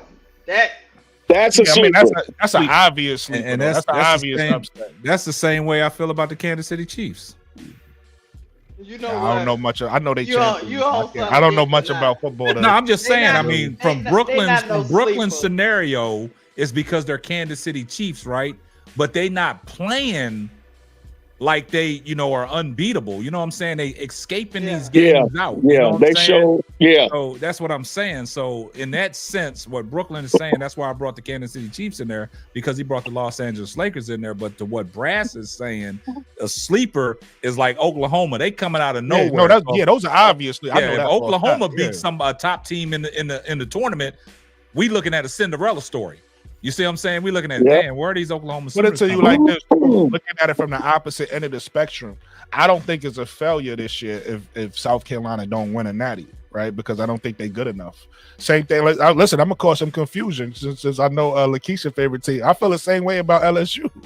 I don't feel like I don't feel like these teams are good enough to win a natty. So to me, if they win, that's an accomplishment. That's like you really did something you wasn't supposed to do. And that's why I put the sleeper title on them. Because when I look at right now, if you ask me who could win a natty right now, I'm not gonna mention them. But I will mention the names I mentioned. Who got LSU Like, remember, natty? hey, Brass, remember when I named my Final Four, those teams wasn't in there. Right? I said Notre Dame, Texas, UConn, and UCLA. That's who I think could win a natty. I don't think South Carolina could win a natty or LSU. Like, and these are the reason why I'm bringing up those teams, because those are the people love those teams, right? They super popular. So of course, people that's fans of those teams are gonna feel like they could win it every year. That's like a fan of the Knicks or the fan of the Lakers or whoever you a fan of. You always gonna believe in your team. I get it. Those teams don't have a history of making winning championships, though. Yeah, like my team. I don't have LSU won a championship just 2 years ago. Yeah, no, but they used to they was bad before Angel, but they was winning natties before. No, they're not. No, they haven't. They had Sylvia Fowles and Simone Augustus and didn't win it. I thought I heard that they won before. That's no. Angel was the first one to win one. Oh, that's it. Oh, okay. They had Simone Augustus and Sylvia Fowles on the same team. They did. And didn't win. Sometimes. So whoever's in the bottom, just give me a second. I'm trying to scroll. South Carolina got 3 of them things. It's like Simone Augustus and Sylvia Fowles, and we didn't get no championship. That won't work. Yeah, they went to the Final Four, but they run into Uconn or they run into Tennessee. I heard Simone talk about it in her interview she did recently, I think last week or so, and she was being asked about that on ESPN at some podcast. It was on a podcast with ESPN with guess what, Brass Tags? What's we up? actually was the sleeper team in 2023. Nobody expected them to win that natty. Who? Oh, LSU? Yeah. Oh, yeah. Now that's a sleeper team. Yeah. That one with Angel. Nobody expected Angel to win it. Yeah, because remember, South Carolina got beat by Iowa in the Final Four. I'm sure everybody remembers that. Mm-hmm. And it was supposed to be South Carolina versus LSU. Yeah. But LSU wasn't even expected to win the championship. It was all about South Carolina. And Iowa put the kibosh on that. Right. Let me try to do it from my phone. Maybe I can do it from my phone. They did. Yeah. I was mad as hell, too. Yeah. We were all shocked that night. We was like, South Carolina is not going to advance. I don't like the way they treated my girl Raven. That was horrible. But yeah, from a basketball perspective, I understood. She can't shoot. Yeah. She actually didn't have a bad shooting. She actually shot well. I don't know what percentage was, but she was one of the better shooters that I watched the game, and when they sagged up off of her, she wasn't hitting nothing. So no, what I'm talking about. And sometimes she wouldn't shoot at all. No, I'm talking about the whole game. She ended up hitting shots. Like I said, it's about when you shoot, not how much you shoot. Yeah. Like I said, everybody talked about Tahina Pow Pow. Oh, there you go. She's streaky, and I've said it a billion, trillion, quadrillion times. She's not a clutch shooter like Tessa Johnson. Tessa, they call her. Talking about bro claws, girl. Yeah, I told. They call her. They call her Tournament Tessa for a reason. If you on the panel, why you keep joining twice like that, bro? You already on a panel. That's be well. I'm trying to bring him up because I can't see the bottom, but he already on the panel. Oh yeah, he already there. But I think that one ain't. It probably ain't working. All right, let me remove this one. Remove him. Yeah. Bring him back up. There we go. Be well, you there? Is he back? He will cause. I thought I just heard his voice. Be Will over here causing confusion. He over there causing confusion.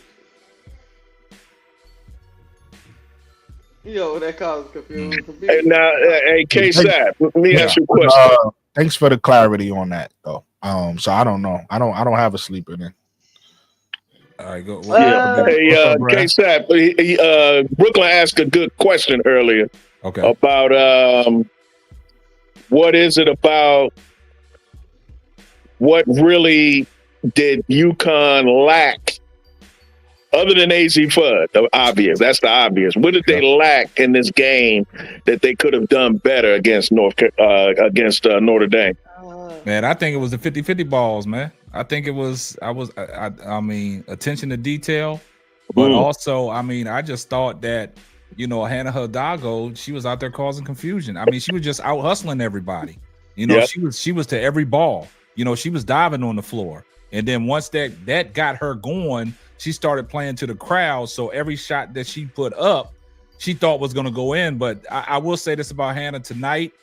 Yeah, she had the 29 points. She played a great game, but sometimes her shot selection to me was like, you didn't need to take that shot. I know you was feeling it, you know what I'm saying? But she was doing a lot of heat checking. Yeah. But as far as UConn, I just think they wasn't aggressive enough. They wasn't putting bodies on bodies. And we stated the obvious about Ozzie Fudd not being there. And I just thought that Paige couldn't run the offense the way that she needed to do outside of AZ Fudd, because you got to look at it. Gino Orientum, he runs a system, and they didn't get outside of that system. You know what I'm saying? And I just think UConn, if you look at UConn all together, they really ain't got them pack of hyenas in them. You know what I'm saying? They ain't got them. They ain't got them dogs in them. Like the way Notre Dame is playing, like they was all over. They was getting on the ground. Your girl was going up, getting them rebounds, man. You know what I'm saying? So I'm like, what'd you say? But I was gonna say that's what stood out to me, K-Sep. They inside game for UConn. It wasn't there. It wasn't there to me. That's what I told Brooklyn earlier. They don't have a post presence. Yeah. No post presence. Nobody was stealing people off. None of that. Just see. Well, Sarah Strongs was stepping out hitting threes. That's what I'm saying. That goes back to what people used to bigs is doing. Sarah Strong is not that type of big. She's versatile. So she could go in the post and get you a bucket, but she don't have to stay down there. She was playing off that pick and roll with Paige, but she was floating out. She was picking them up. Somebody need to go down there. But that's what I'm saying. That's what y'all used to, like in the especially in the women's game. Like big girls is like a staple, like in the women's game. But like the bigs are evolving, right? Like you take a look for instance, and I'm gonna give him some credit because nobody expected him to play like he playing. But take a look at somebody like Karl Anthony Towns. Karl Anthony Towns ain't gonna just go down low and just bang with you all game. That's not his game.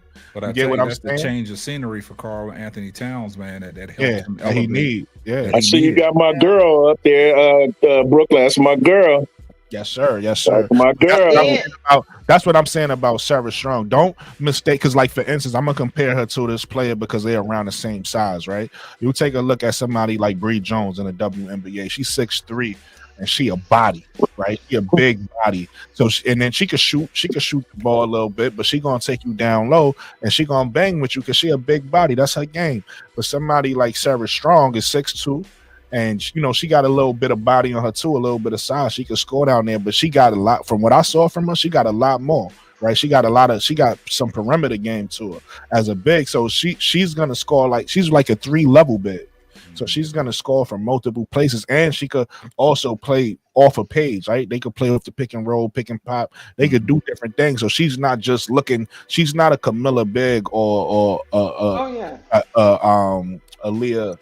What's her name from Indiana? I can slip in my mind right now. But she's not one of those type of bigs where she's just gonna be on the block all day, like hit me. She got too much skills for that. What stood out to me? The bench was non-existent. Yeah, exactly. I think, and when I looked at that, and I'm let you go, be well. When I looked at the Uconn, what I saw was they just, and I think K-Sap said it, and I think somebody else might have said it as well. I think Jay Burns said it. They just lacked a third player, right? Like that's what makes AZ Fudd kind of look like, damn, if you was playing in this game, you might have made a difference, because once you took Paige away, once you took Paige out the game, Sarah Strong was still doing, she was the only other option, but Paige was the main option, and everybody else was a role player. Like, it was nobody else like, give me the ball, I'm a scorer, where Notre Dame had that. Like, Hannah Hidalgo did most of the damage, but Olivia got it, and she went to her little scoop shot sometimes. Sprinkled into it. And then Sonya didn't score much, but in the second half, Sonya started hitting a little midi. She started to hit a little shot. So it was like they had players outside of Hidalgo to do something. I think with Uconn, they didn't have those players because, like I said, Sarah did something. She wasn't, today wasn't her best game, but she did something. And then outside of Sarah and Paige, it was just a whole bunch of people trying that wasn't doing nothing. Yeah, but y'all think that y'all think like the Uconn system is just played out and teams. Yeah, and I said that when I started off. I think that teams figured them out. I think. Teams know that system, and Gino is not going to get outside of that system. And I think Ivy, she has that system figured out. So it's the point where them 3 guards that she got, and I like Koval, the big. She's a serviceable big, right? But at the same sense, UConn got nothing off the bench, and like Lakeisha said, they don't have a low post game. Now the thing was to focus on Paige Beckers, right? Even though she had her 26, but Sandra Citron made it difficult for her. So everybody else cannot, I'll give Paige her 30 to 40, but shut everybody else down. They didn't have the X factor. They didn't have that extra player in Ozzie Fudd to open things up. But Gino is not going to get out of that Gino system, man. And what was surprising to me was that for me, I thought the depth was going to be a problem, or UConn's depth was going to be a problem for the depleted Notre Dame team, and I thought their inside presence was going to be a problem. But what surprised me was that as we watched the game, when it first started out, Notre Dame didn't care about their bigs, because look how Notre Dame plays Sedona Prince. They've been usually running man-to-man. They played that zone, that 2-3 zone, the whole game to clog up the middle so Sedona Prince couldn't get off. I expected them to kind of do that today. They didn't do that. They wouldn't worry about the UConn's big. No, that surprised me. And sure enough, it didn't. They were right. Neil Hyman was right. They was not worried about them at all. Let's see, outside of really quick. Everybody hit the like button. If you're watching this on the playback, subscribe. If you're watching us right now live, please subscribe. Hit the like button. We appreciate it. Yeah, but outside of Arnold coming off the bench, she was their bench. She had the 10 points, but you got to understand, I don't even look at Arnold as being a bench player, man. She played 30 minutes, man. You know what I'm saying? And then you look at, the other girl that came off the bench, I forgot her name. I think she was number 9 or number 8. And she had 4 points. Like Lakeisha said, no, I'm big on, if you don't get no bench production in games like this, man, you're not gonna win. You're not gonna win. You got starters with 0 burgers. It's like she said 0 burgers. Like a 0. Just you're starting and you get 0. It's just there you go, Case. What's that? I said that you got to put up the box score for you. I'm like, who is this Ashland Shade girl? I'm like, what is happening in 21 minutes and you ain't hitting that one shot? That's what I'm saying. The girl for UConn that came off the bench that had 10, look, she played 30 minutes. She played starter minutes. She did. You see what I'm saying? Yeah. And then the girl that was an offer for Connecticut, she played 21 minutes. So you out there stinking up the joint, and you got somebody coming off the bench that played 31 minutes. That's like a Manu Ginobili type. You know what I'm saying? So I'm asking for production that way, but outside of that, what did the bench give you? UConn had 1, 2, 3, 4 players in double figures. Yeah. And even Paige, all they scoring was quiet. Even Paige's stuff was quiet. It was quiet. No impact. Yeah. I'm glad you used that word, B. Will, because I tell people some points are impactful, some points are non-impactful. And what Paige was doing, it was non-impactful. Yeah, she got her points, but they really never, after Hannah Hidalgo hit that 3 at the end of the third quarter, and, Notre Dame kept them at bay at 10, 11, drop it down. Paige got it down to 6, but then you come back. Olivia Miles hits the 3 in the corner. You push it back up 9. So they never really posed a threat. And then, you get the last minute of the game, you play the foul game. You know what I'm saying? So, to me, they didn't pose a threat. I just think Notre Dame, them 3 guards, and Hannah Hidalgo, Olivia Miles, and Sonia Shitturn, they got it clicking right now. And in a situation like that, you just give me one serviceable big. Koval, she did what she had to do. I think how many rebounds she had? She had 7 rebounds, but she did hit a big layup down the stretch. You know what I'm saying? Because you know you can feed it into her. And just like Lakeisha said, outside of Uconn, they don't have no low post presence. They miss Ozzie Fudd. That was glaring. So it's just like Uconn and Gino, man. It's like even though they was 8-0, man, I just think that Uconn can get beat, man. All 8 of their games were either at home or neutral site. Yeah. Well, this was a thing like since the beginning of the season. Like everybody was saying, they want to see Uconn actually play somebody, and then now we seeing Uconn actually play somebody, and they couldn't win. I'm be honest with you, from the beginning of the game, the body language told everything. To me, the body language was saying that Notre Dame was confident. Oh yeah, they playing at home. They had the crowd in the game, man. Hannah Hidalgo playing to the crowd. They took their heart. Yeah. Uconn just didn't look like they was in the game at all to me, like body language wise. Like, yeah. Well, you look at it like this. Coming into a big game like that don't make me look at Uconn no different. But coming into a game like that and you down one of your star players, man, you already a step behind, man. Because I would love to see if Ozzie Fudd could have went tonight and she played. Me personally, I think Uconn would have won that game. I think Uconn would have won that game, man. That's just my personal opinion. I mean, you got to look at it like this, Brass, though. Even though the outcome, they kept them at bay between the 7 and 9 points. But I think you sprinkle in what Ozzie Fudd brings to the table, I think she could have made that deficit up, man. I think she would have made it a closer game, but I think Hannah Hidalgo's will and her personality was all over that game. But they didn't have nobody. She imposed their will. She imposed her will on her own team to play hard, and she imposed her will on Uconn, and that's crazy. But I understand that. And here's the other thing: Notre Dame plays better defense than the Uconn Huskies. Yeah, they got a good defensive team. Like I said, they always swarming to the ball, and that was led by Hannah Hidalgo. But I'm saying in this sense, like Brad said, nobody offset what Hannah Hidalgo could do, right? And the reason why I'm gonna say this, the reason why I'm putting this in here is because you got to look at Hannah Hidalgo. She had 29 points, right? Yeah. Right. Who offset that? So if you say that Paige Becker's kind of offset that, but a -4 on that, right? And then you think Olivia Miles had 16, right? If Ozzie Fudd's in there, do you think that she can cancel out that 16? Like I said, I think the game would have been closer. It would have been more nip and tuck. And Uconn could have possibly won, but I can't say definitively that they won because of AZ Fudd. No, she would have made it close. To me, she would have made it. She would have made it competitive. Well, it was competitive, but she would have made it more. She would have made it close. She would have made it a nail biter because of her shot making ability. But I think that Notre Dame's defense would have held them at bay, in my opinion, at home. Now, if it was at Uconn and you had AZ Fudd, if it was on their floor, okay, that's different.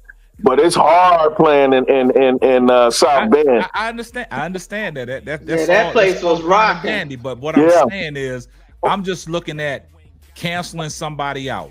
Ozzie Fudd, right? Yeah. She had the 29. Paige had the 25. You -4 in that thing, right? Olivia Miles had 16. Yep. The next closest person on Uconn, they had 14, right? And that was Sarah Strong, right?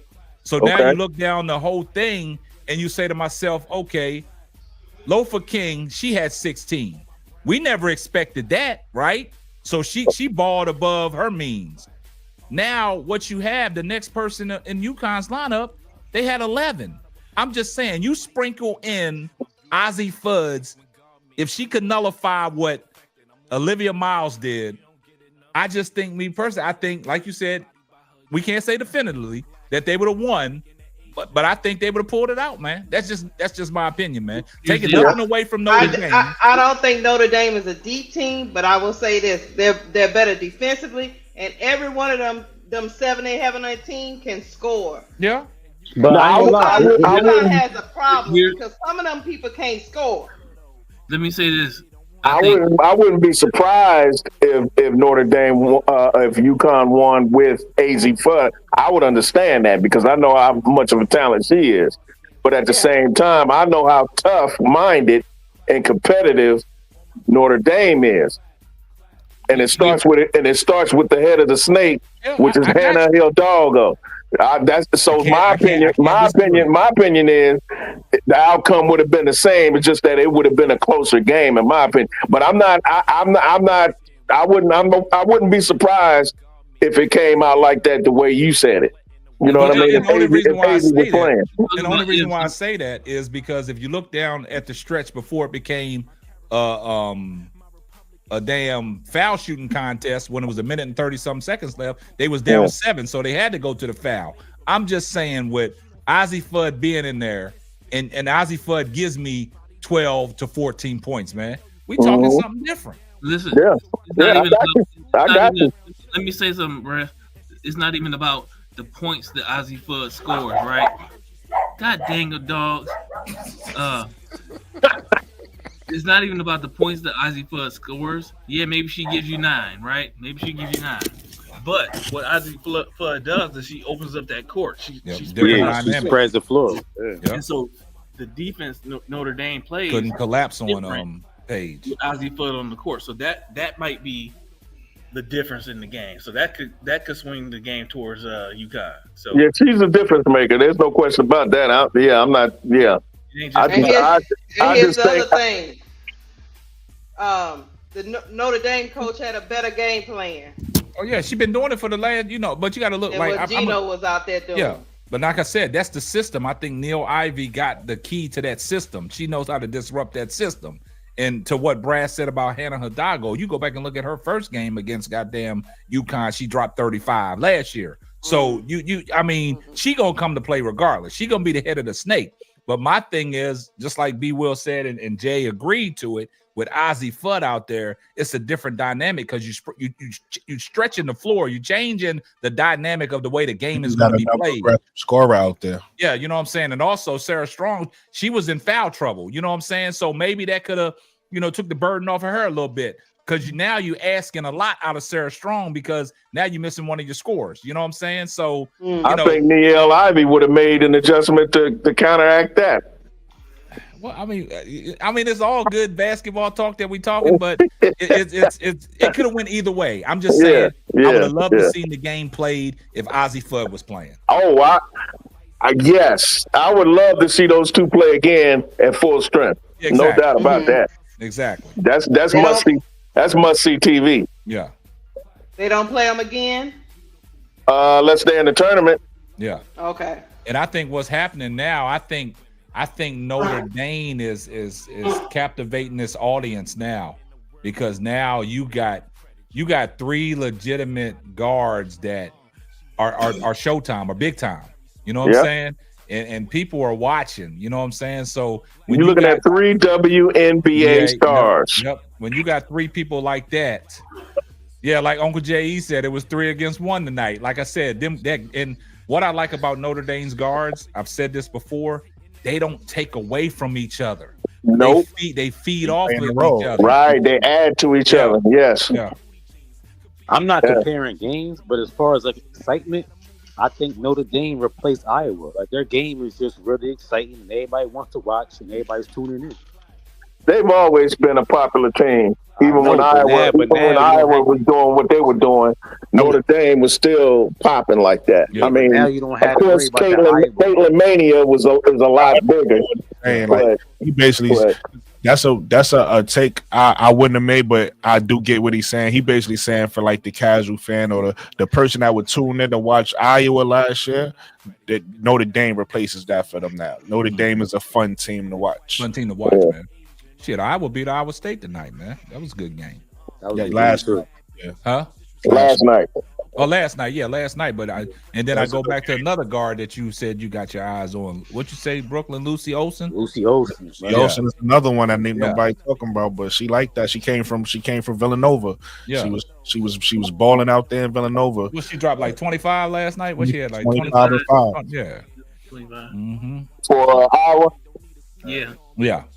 That girl Audie Crooks had 31 and 10. Audie Crooks is a problem. Yeah. She's one of them sophomores. One of them. Yeah. She in that one draft. Of them sophomores. That's why I said they got about 6 that could go number 1. Hey, catch that. This might be the best sophomore bunch of sophomores in the country in at least the last 20 years. So, okay, since you said that, I'm just going to say this and I'm going to leave it alone. I'm going to fall back. What, Lakeisha? I'm just Lakeisha know when you cause a confusion. I'm not. I don't think this to cause confusion. This is a legitimate question, man. Like I said, we talk about all these females, right? We talk about all these players that we got our eyes on and all these names that come up. And I've always said somebody's going to get the short end of the stick. Now we're gonna move past the draft classes coming out now. Now we talking about the next year's draft class. Who's going to be the solidified number 1 pick in next year's draft? I'm talking about 2026 now. You're not talking about 2025 with Paige. You're talking about 2026. Yeah, 2026. If she don't come out this year, Flau'jae.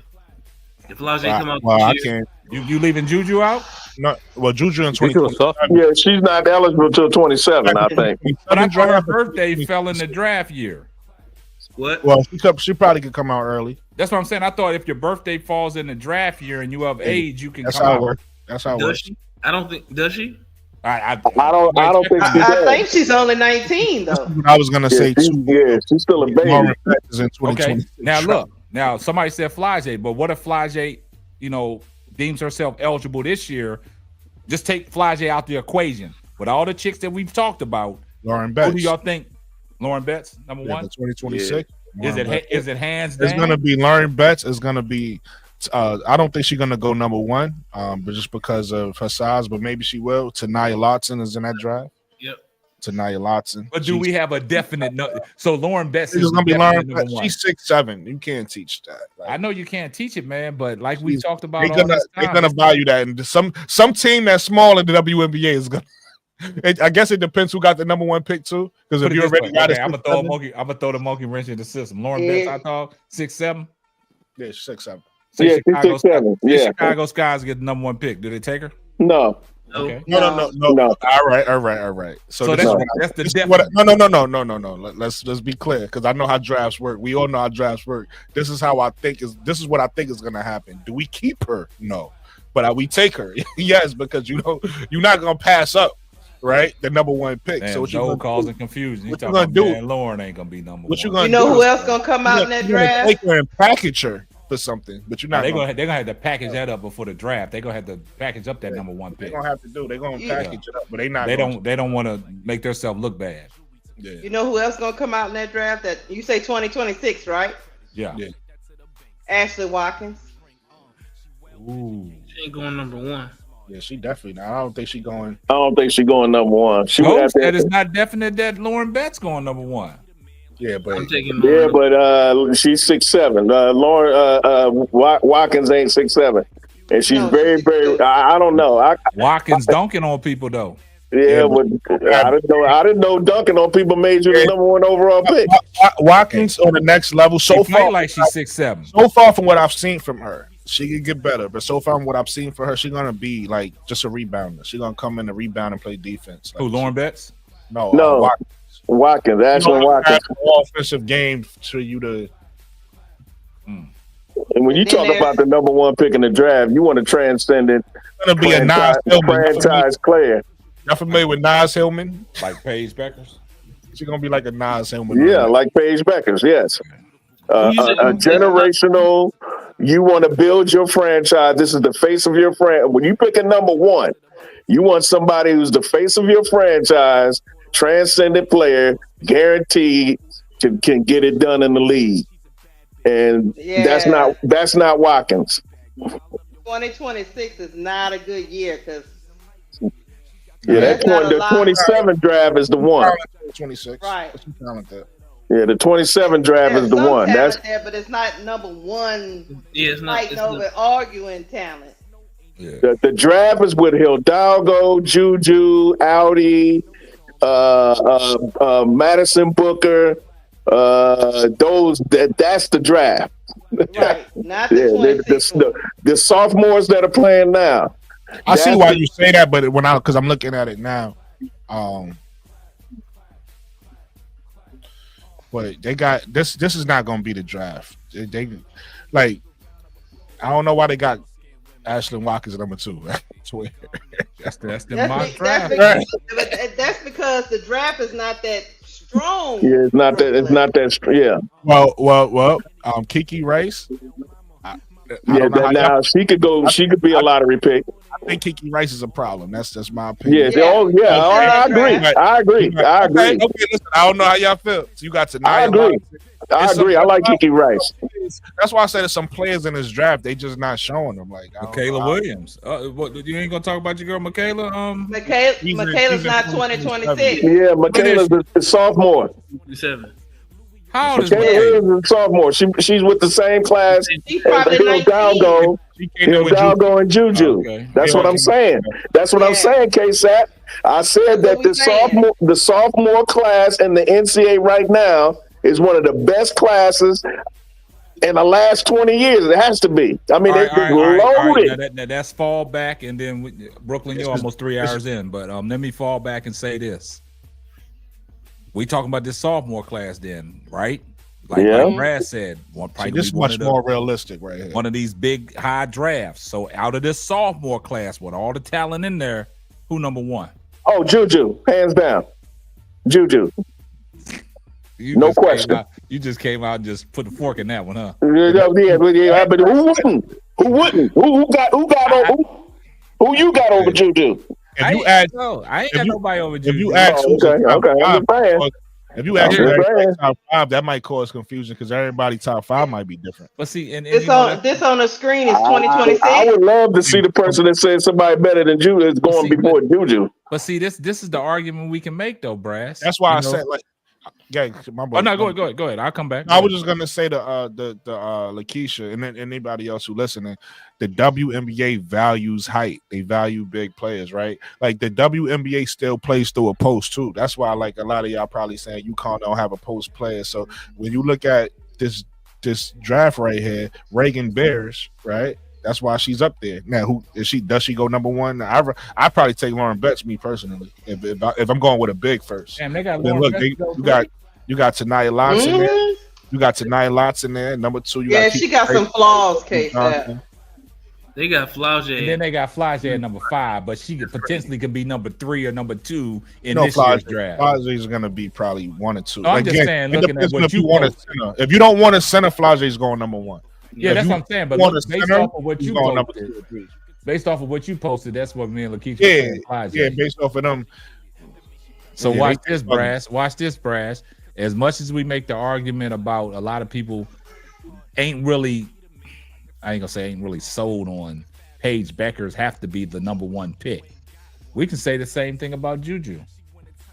But I still agree with you, Lakeisha. This is a weak year. I'm looking at this. It's weak. No. I mean, not if you. But when it comes up, it can be debated, right? Not if you're being honest. That's what I'm saying. I mean, us being honest. I pick Juju over Paige Beckers. Exactly, but that's what I'm saying. It could be debated, though, right? Because it's always going to be. You know what I'm saying? Yes, I guess some fool could try to debate. Otherwise, some fools. I don't know. That's what they do, Brass. You know what people do. Yeah, you're right. There are a lot of fools out here. You're right. You know what they do. You're right. There's a lot of fools out here. Yeah, you want to debate. You want to debate who's better than Olajuwon and better than Michael Jordan, better than. Yeah, okay, I got you. Better than Kareem. I got you. That's what I'm saying. The real thing. You got fools out here that will debate it, but I'm telling you, they're in the minority. I guarantee you that. Brass, you know what they do? They like we do. They're gonna cause confusion, and that's what they want to do. I don't think there'll be enough to cause confusion because there's more smart people. Fortunately, there are more smart people than dumb people when it comes to this game. Like the narrative is gonna be. I mean, you look at Juju, and I mean. I mean, can something be more obvious? Let's have some fun. Like Brooklyn. Yeah. Like Hannah Stalker. You think she first round? She's a serviceable big. Probably. Who? Hannah Stokey from Iowa. She's a serviceable big. See that Caitlin Gilbert? She should be higher. I've heard people say Stokey is not an WNBA player at all. That tells you how weak this draft is. Yeah. Overall. They got her getting out of the first round. That's why I asked that question. I've heard experts say that she ain't gonna make that she's not a WNBA. Ain't no damn experts. Cut that out. They like you said. I'm talking about real experts. I'm gonna talk about Stalky, and then I'm gonna create confusion after that, right? Okay. So the reason why Stalky isn't a WNBA player, people say that right now, is because Iowa is playing her out of position. She's not a center. They playing her as center. Well, this year they put her at the power forward. She's the biggest player they got. Right, but she's only 6'2", but she doesn't have the body. She don't have the body like Sarah Strong has or somebody like that. Like she not a center on the next level. I'm just saying, she can't play center. So she's gonna have to develop perimeter skills that she doesn't have. And that's why she's a tweener player that she really doesn't have right now in the WNBA. She don't have a role, right? You can't play at the 5 because she's too small, and you can't play it. You know what she is, Lakeisha? She gonna be an alley-oop big. That's what she is. She gonna run the floor. She just gonna run the floor, and you throw the ball up, and she catch it and lay it up. That's gonna. She don't have a role. She don't have a role. I'm joking, but she don't have a role because right now she can't play the 4 because she don't have the perimeter skills, and she can't play the 5 because she's not big enough. So in order for her to be a WNBA player, she's gonna have to develop perimeter skills. She's gonna have to develop a shot. That's Hannah Stalky issue. Now here's where the confusion comes in. I already know how most of the people on the panel is gonna answer, but this is also for the playback gang because I also know how the playback gang is gonna answer. So if Juju and Caitlin was in the same draft, who goes number 1? Oh, now you called. Are you asking who I would pick number 1 or who's going number 1? You already know. Caitlin all day. Caitlin. No. I'm asking who y'all picking. Who? Juju. Oh yeah, Juju, hands down. For me, Juju. Oh yeah, Juju, hands down. I kind of figured that. Hands down. Hands down. I know how to chat. If people. If people watching this section, I might crop this section and make it. Yeah, Juju all day. I already know.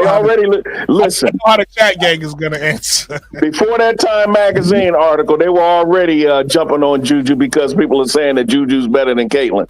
They've been jumping on Juju. The Clarkies have already been attacking Juju, and you see the videos on YouTube where they're attacking Juju. And that's what I'm talking about, Brass. It's people out there that's gonna put that negative stuff out there. Yeah, the fools and the racists. Yeah, the fools and the racists. Yes. What you talking about? Who that, Zoe? Yeah, y'all still look. I went to sleep. I know you did. Still running. I didn't even know who that was talking in the background. Coming there with that sleep. Coming there with that sleepy voice. I'm like, what's Zoe doing? Oh, he's still on. Oh, okay. Coming there with that sleepy voice. Yeah, Brooke. He said he went to sleep and woke up, and you still going at it. Yeah, it's 3. Getting them streaming. Yeah, it's 3 hours. It's 3 hours, man. We ain't. Yeah. Zoe got it on his channel too. Juju too. Zoe got it on his channel too, man. Anybody in their right mind would not take no Caitlin Clark over no Juju. Stop it. Hey, look. Hey, look. Stop it. Look. Hey, hold on. Look, let's be real. If Caitlin Clark didn't have the hype, Rikia would have been the number 1 pick last year. Let's be honest. That better? Y'all can see that? I can see that. Over Brink? Because of I put Angel above her, if you ask me. The Fever didn't need Brink because I'm just saying. I would have picked Angel if it wasn't for the hype. I think Angel is better than Caitlin. But that's just me. I agree with you. I think Angel better than Caitlin too. So that's not just you. Yeah. Thank you. I'm glad it ain't just me. I'm with you too, Brass. I mean, there you go. Got 3. Yeah, you got okay. You ain't gotta ask me twice, man. I mean, that's my opinion, man. Hey, and my opinion is not wrong. Here's the thing Beautiful. Feel that way again. It's gonna be people who think we crazy for saying that because they only seen this year, right? And this was Angel's best year. But the people who understand who Angel is and been watching her and know what she brings to women's basketball and know, all the winning she's done, then that's not a crazy take to people who know Angel. But people who don't know Angel, that's gonna be like, how can you? Right. He's the player of the time year. Right. Man, Exactly. that 23 and 15 stat line from that 2023 season is just. Angel was putting up crazy numbers. I don't know how you would have, even if she'd have came out then. I don't know if she would have carried that into that next season. I don't know how you could have took Caitlin over her if she was putting down 23 and 15. Well, I was causing confusion one day when I was pontificating upon me picking her over Caitlin. But to be honest, Indiana really need a point guard really bad. They did. Really bad. They made the right choice. So that pick made sense for what they needed. But for me, it's Angel for me. But, for their need, for what they really needed, they picked the right player. She was still 13 and 13 this year, so shit. Yeah, so. But I still was like and I like Cameron. Now, what I picked now, should have Cameron Brink gone ahead of Angel? No. Should Rickea Jackson have gone ahead of Angel? No. I don't think so. Camila Cardoso? No. That's what I said last year, Brass. I said I think if the Sky would have took Angel Reese, the Sky had the number 2 pick, right? I think the number 3 pick, they still could have got Cardoso at 7. Yep. I don't think so. I don't think. Why you don't think so? Last to 7. She don't fall to 7. Nah, because you got to look at the people that went before Angel in 7 that Brass just alluded to. You know what I'm saying? Them players was going to get selected where them players was going to get selected. I don't think it changes. LA might have would have took her. All in the 7.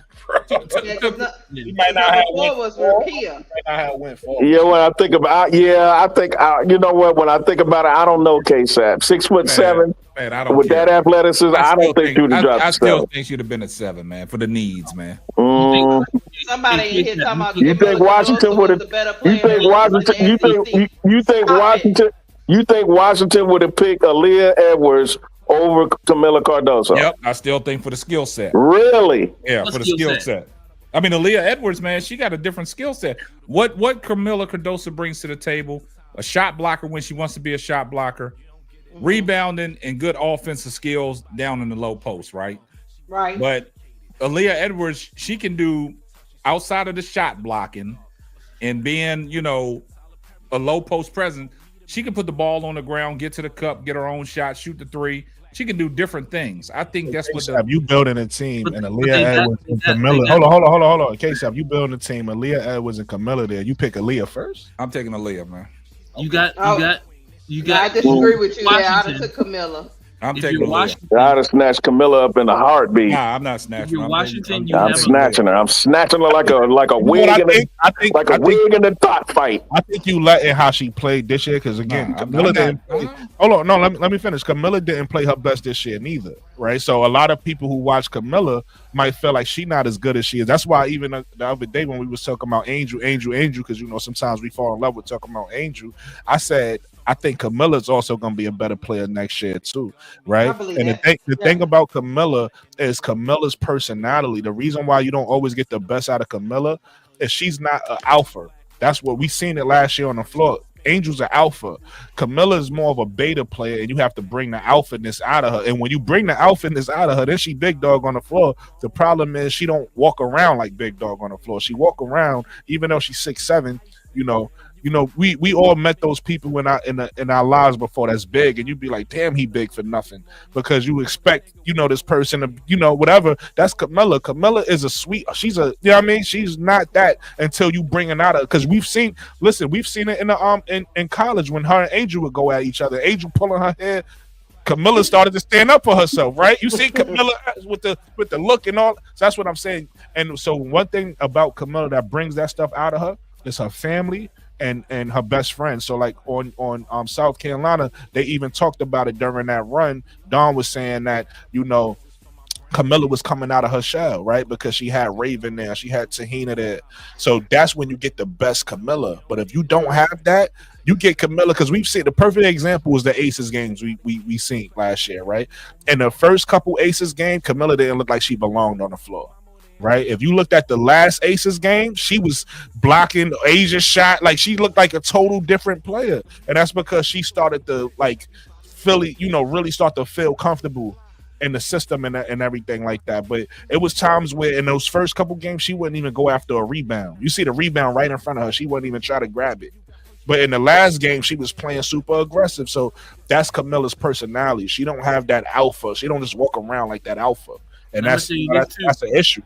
I'm gonna tell you this too, Brooklyn. If you Washington, you don't pick Aaliyah Edwards over Camilla Cardoso, because what does Aaliyah Edwards give you that you don't already have in Shakira Austin? They got Edwards to give Shakira Austin some help. Now you get Camilla. Now you got Camilla at your center. You can put Shakira at your 4, and she can drive off. She can create her own shot. She can drive off the dribble. Only thing I would say Aaliyah Boston might do better than Shakira is guard on the wing. Aaliyah Edwards. Yeah, Aaliyah Edwards, yeah. Yeah, I mean, you know, that's all cute what y'all said. It's all cute. It's cute, but hey, like I said, that's 2027 on the screen. Like I said, Angel Reese 3, Camilla Cardoso dropping to 7. Okay, it is what it is, man. Okay, it is what it is, man. Camilla that good, huh? I never said that. 7? You think she's that good? 7, K-Sap? I never said that. You know, K-Sap is not a Camilla fan. You know. No. You don't do that, Lakeisha. Don't do that. I have nothing against Camilla Cardoso, man. She's a good bitch. He just thinks Aaliyah Edwards is better. Yeah, I just think that she would have been there at number 7, man. You think? In other words, Aaliyah Edwards is better. I'm not even gonna say Aaliyah Edwards is better. Well, we talking about y'all. If y'all talking about draft needs, I'm just looking at the needs, man. Yeah, well, hey.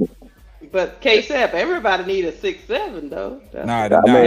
Especially when you ain't got one. Hey, look, especially when you ain't got one. All 6'7s ain't good money. Hey, this list that one is. She is. This list causing. She'd have been at 7. Hey, look, this list causing confusion. No, she wouldn't. They got Malaysia Wally at 11. She needs to work her game, man. This list is causing confusion. They got Malaysia for Wally at 7. She's in the place where she need to be. That's not set in stone. If she get better, it'll go up. That's what I'm saying. They got my girl Michaela at 6. I don't think she ever fell at 7. Not in my book. Michaela Fawali, she's a great talent, but Dawn Staley knows something that we don't know. That's why she's so hard on her. That's why she's so hard on her. Her game can improve, man. I mean, Malaysia Fawali, she comes from the hot dog era, right? Yeah. And, you know, Dawn Staley has talked about it in the post-game press conferences. You know, that's what I told Brooklyn earlier. Yeah, the teammates are not expecting her to do that hot dog. They're not ready for that, right?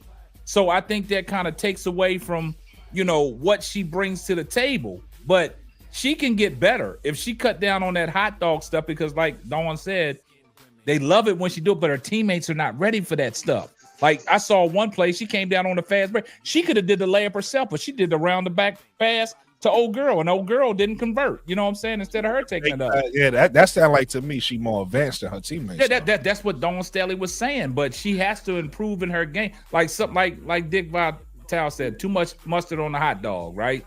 You know, that's the type of game that Malaysia Fawali plays. You go back to the highlights that she had last year. Look at the fast break layups behind the back and all the dipsy do Wnba stuff. Right? Yeah, some people ain't into that. I love it. No, Brooklyn. I'm not saying that. I love it too. But what Dawn is saying, her teammates are not ready for that. They not. And that's why she's so hard on her. And that's what I was telling Brooklyn earlier. I told because Brooklyn was talking about, you know, on a lesser team, she would start because of her talent. And I said, yeah, I agree.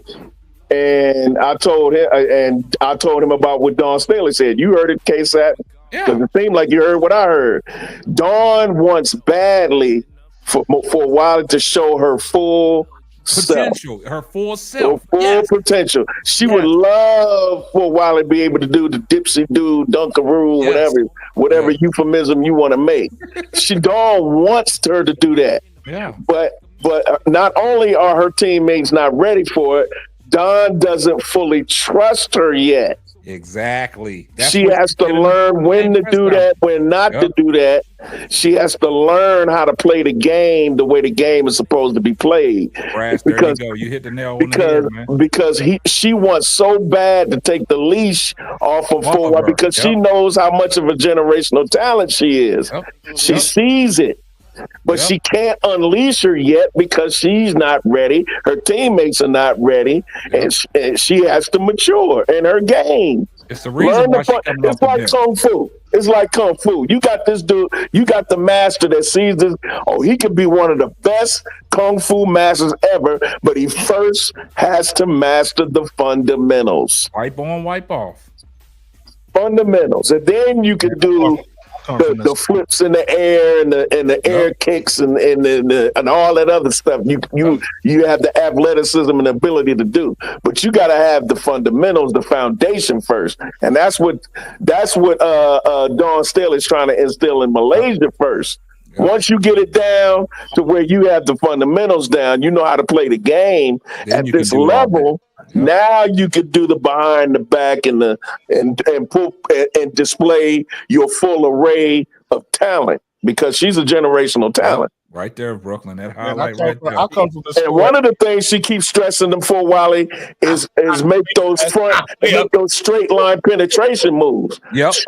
Go straight to the bucket. Don't lay up. Yeah, because she's so fast. Why don't you just drive the ball? Yep. Nah. Don't take because y'all can't handle it. Don't take her game away from her.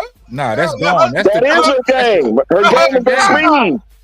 Her game is her speed. Yeah. Downgrade her game because we're not downgrading it, man. Her. The head coach, no.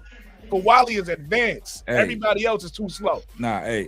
Look, advanced. She ain't but you gotta work with the other people on the team, though. Yeah. She's advanced physically. She's advanced athletically. She's advanced as far as eye-hand coordination. Yes, she's very advanced, but she's not advanced in playing the game yet. You have to be advanced in playing the game. Good follow-up. From the score, I'll take the leashes off of AI and let AI go, man. Yeah, but look, man. John Thompson didn't let it. John Thompson didn't pull his leash off until he knew how to play. Exactly. Right. That's why John Thompson was on. I'm gonna change gears right quick. Go back to your list.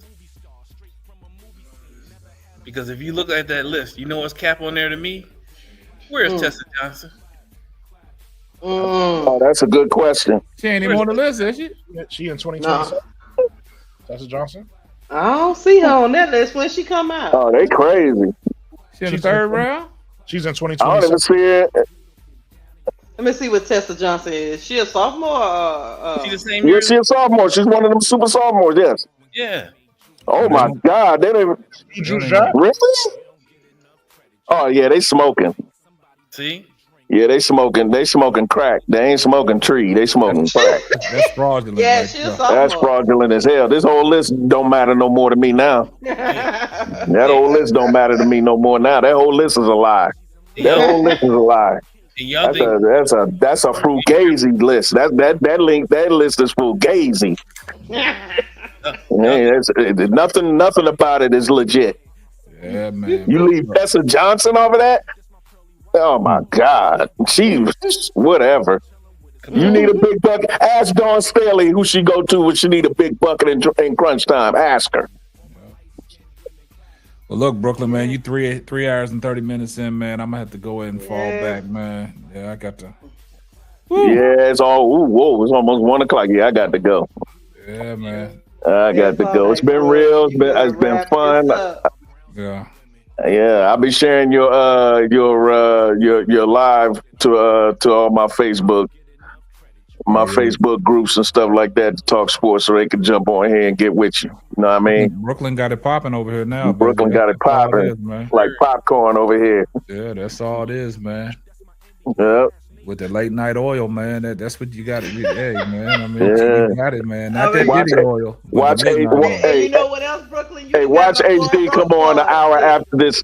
Watch HD come on an hour after this. Watch. Yeah, HD gonna be on at 2:00 in the morning. Watch. Yeah. What you saying, Lakeisha? I say you got my boy Bro Claude over Yeah, there. Bro Claude down. He under the weather, man. Bro Claude under the weather, man. Yeah. Get well soon, Bro Claude. Get well soon, Brooklyn bro. got him hanging out in that goddamn garage to 2:00 in the morning, man. And see, we can't, you know what I'm saying? Y'all, You done caught the sniffles. Yeah, he doing bad, man. So, but hey, like I said, man, appreciate guys like Brooklyn and them and Zoe be over there popping. It's time for us to take over these YouTube streets, man. It's time for us to kill all these false narratives, man, and get back to talking sports for what they are, man. And facts. And you know what I say about, you know, the things that we doing, man. And I was talking about it earlier, Lakeisha, when we was doing the ladies' night production.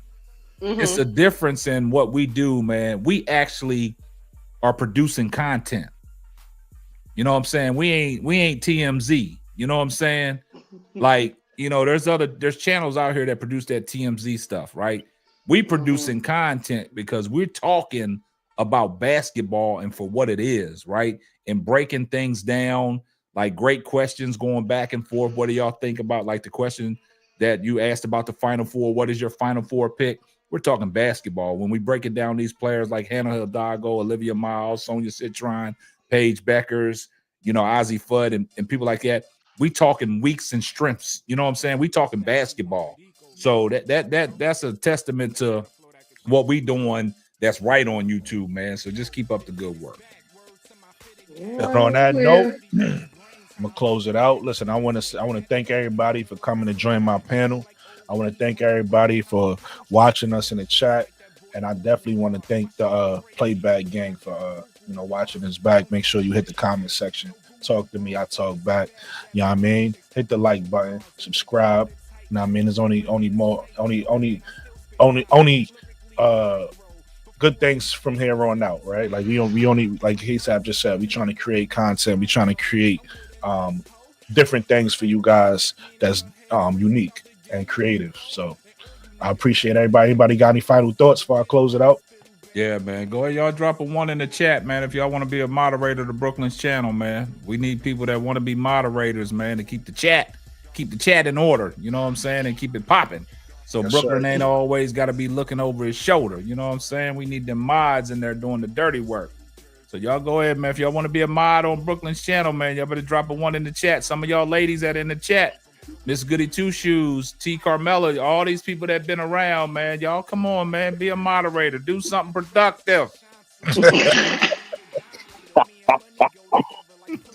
You so silly. Man, it's late night, man. Brooklyn got me hanging on the curb and shit. I see you slumping down. You looking a little tired. Man, I'm tired, man. I'm tired. You. Yeah. All right. Yeah. All right, I'm out. All right, Brooklyn. Lakeisha, K-Side, B Will. All right, B Will. All right, Zoe. Zoe back to sleep. Zoe back to sleep. He sleep now. Yeah, if he turned his mic on, he'd be snoring. Yeah, they'll snoring like HD. Man, that's crazy, B Will. Man, that still cracks me up, man. Like, man, he had a laugh about that. Yeah, it was too funny, man. It was too funny, man. Like, man, woo! Miss Goody Two Shoes, stop that. Why are you laughing? Yeah. Good night, y'all. All right, Lakeisha. Go ahead, shut it down, bro. Thanks again, Brooklyn. All right, B Will, be easy, my man. You too, K-Tap. All right.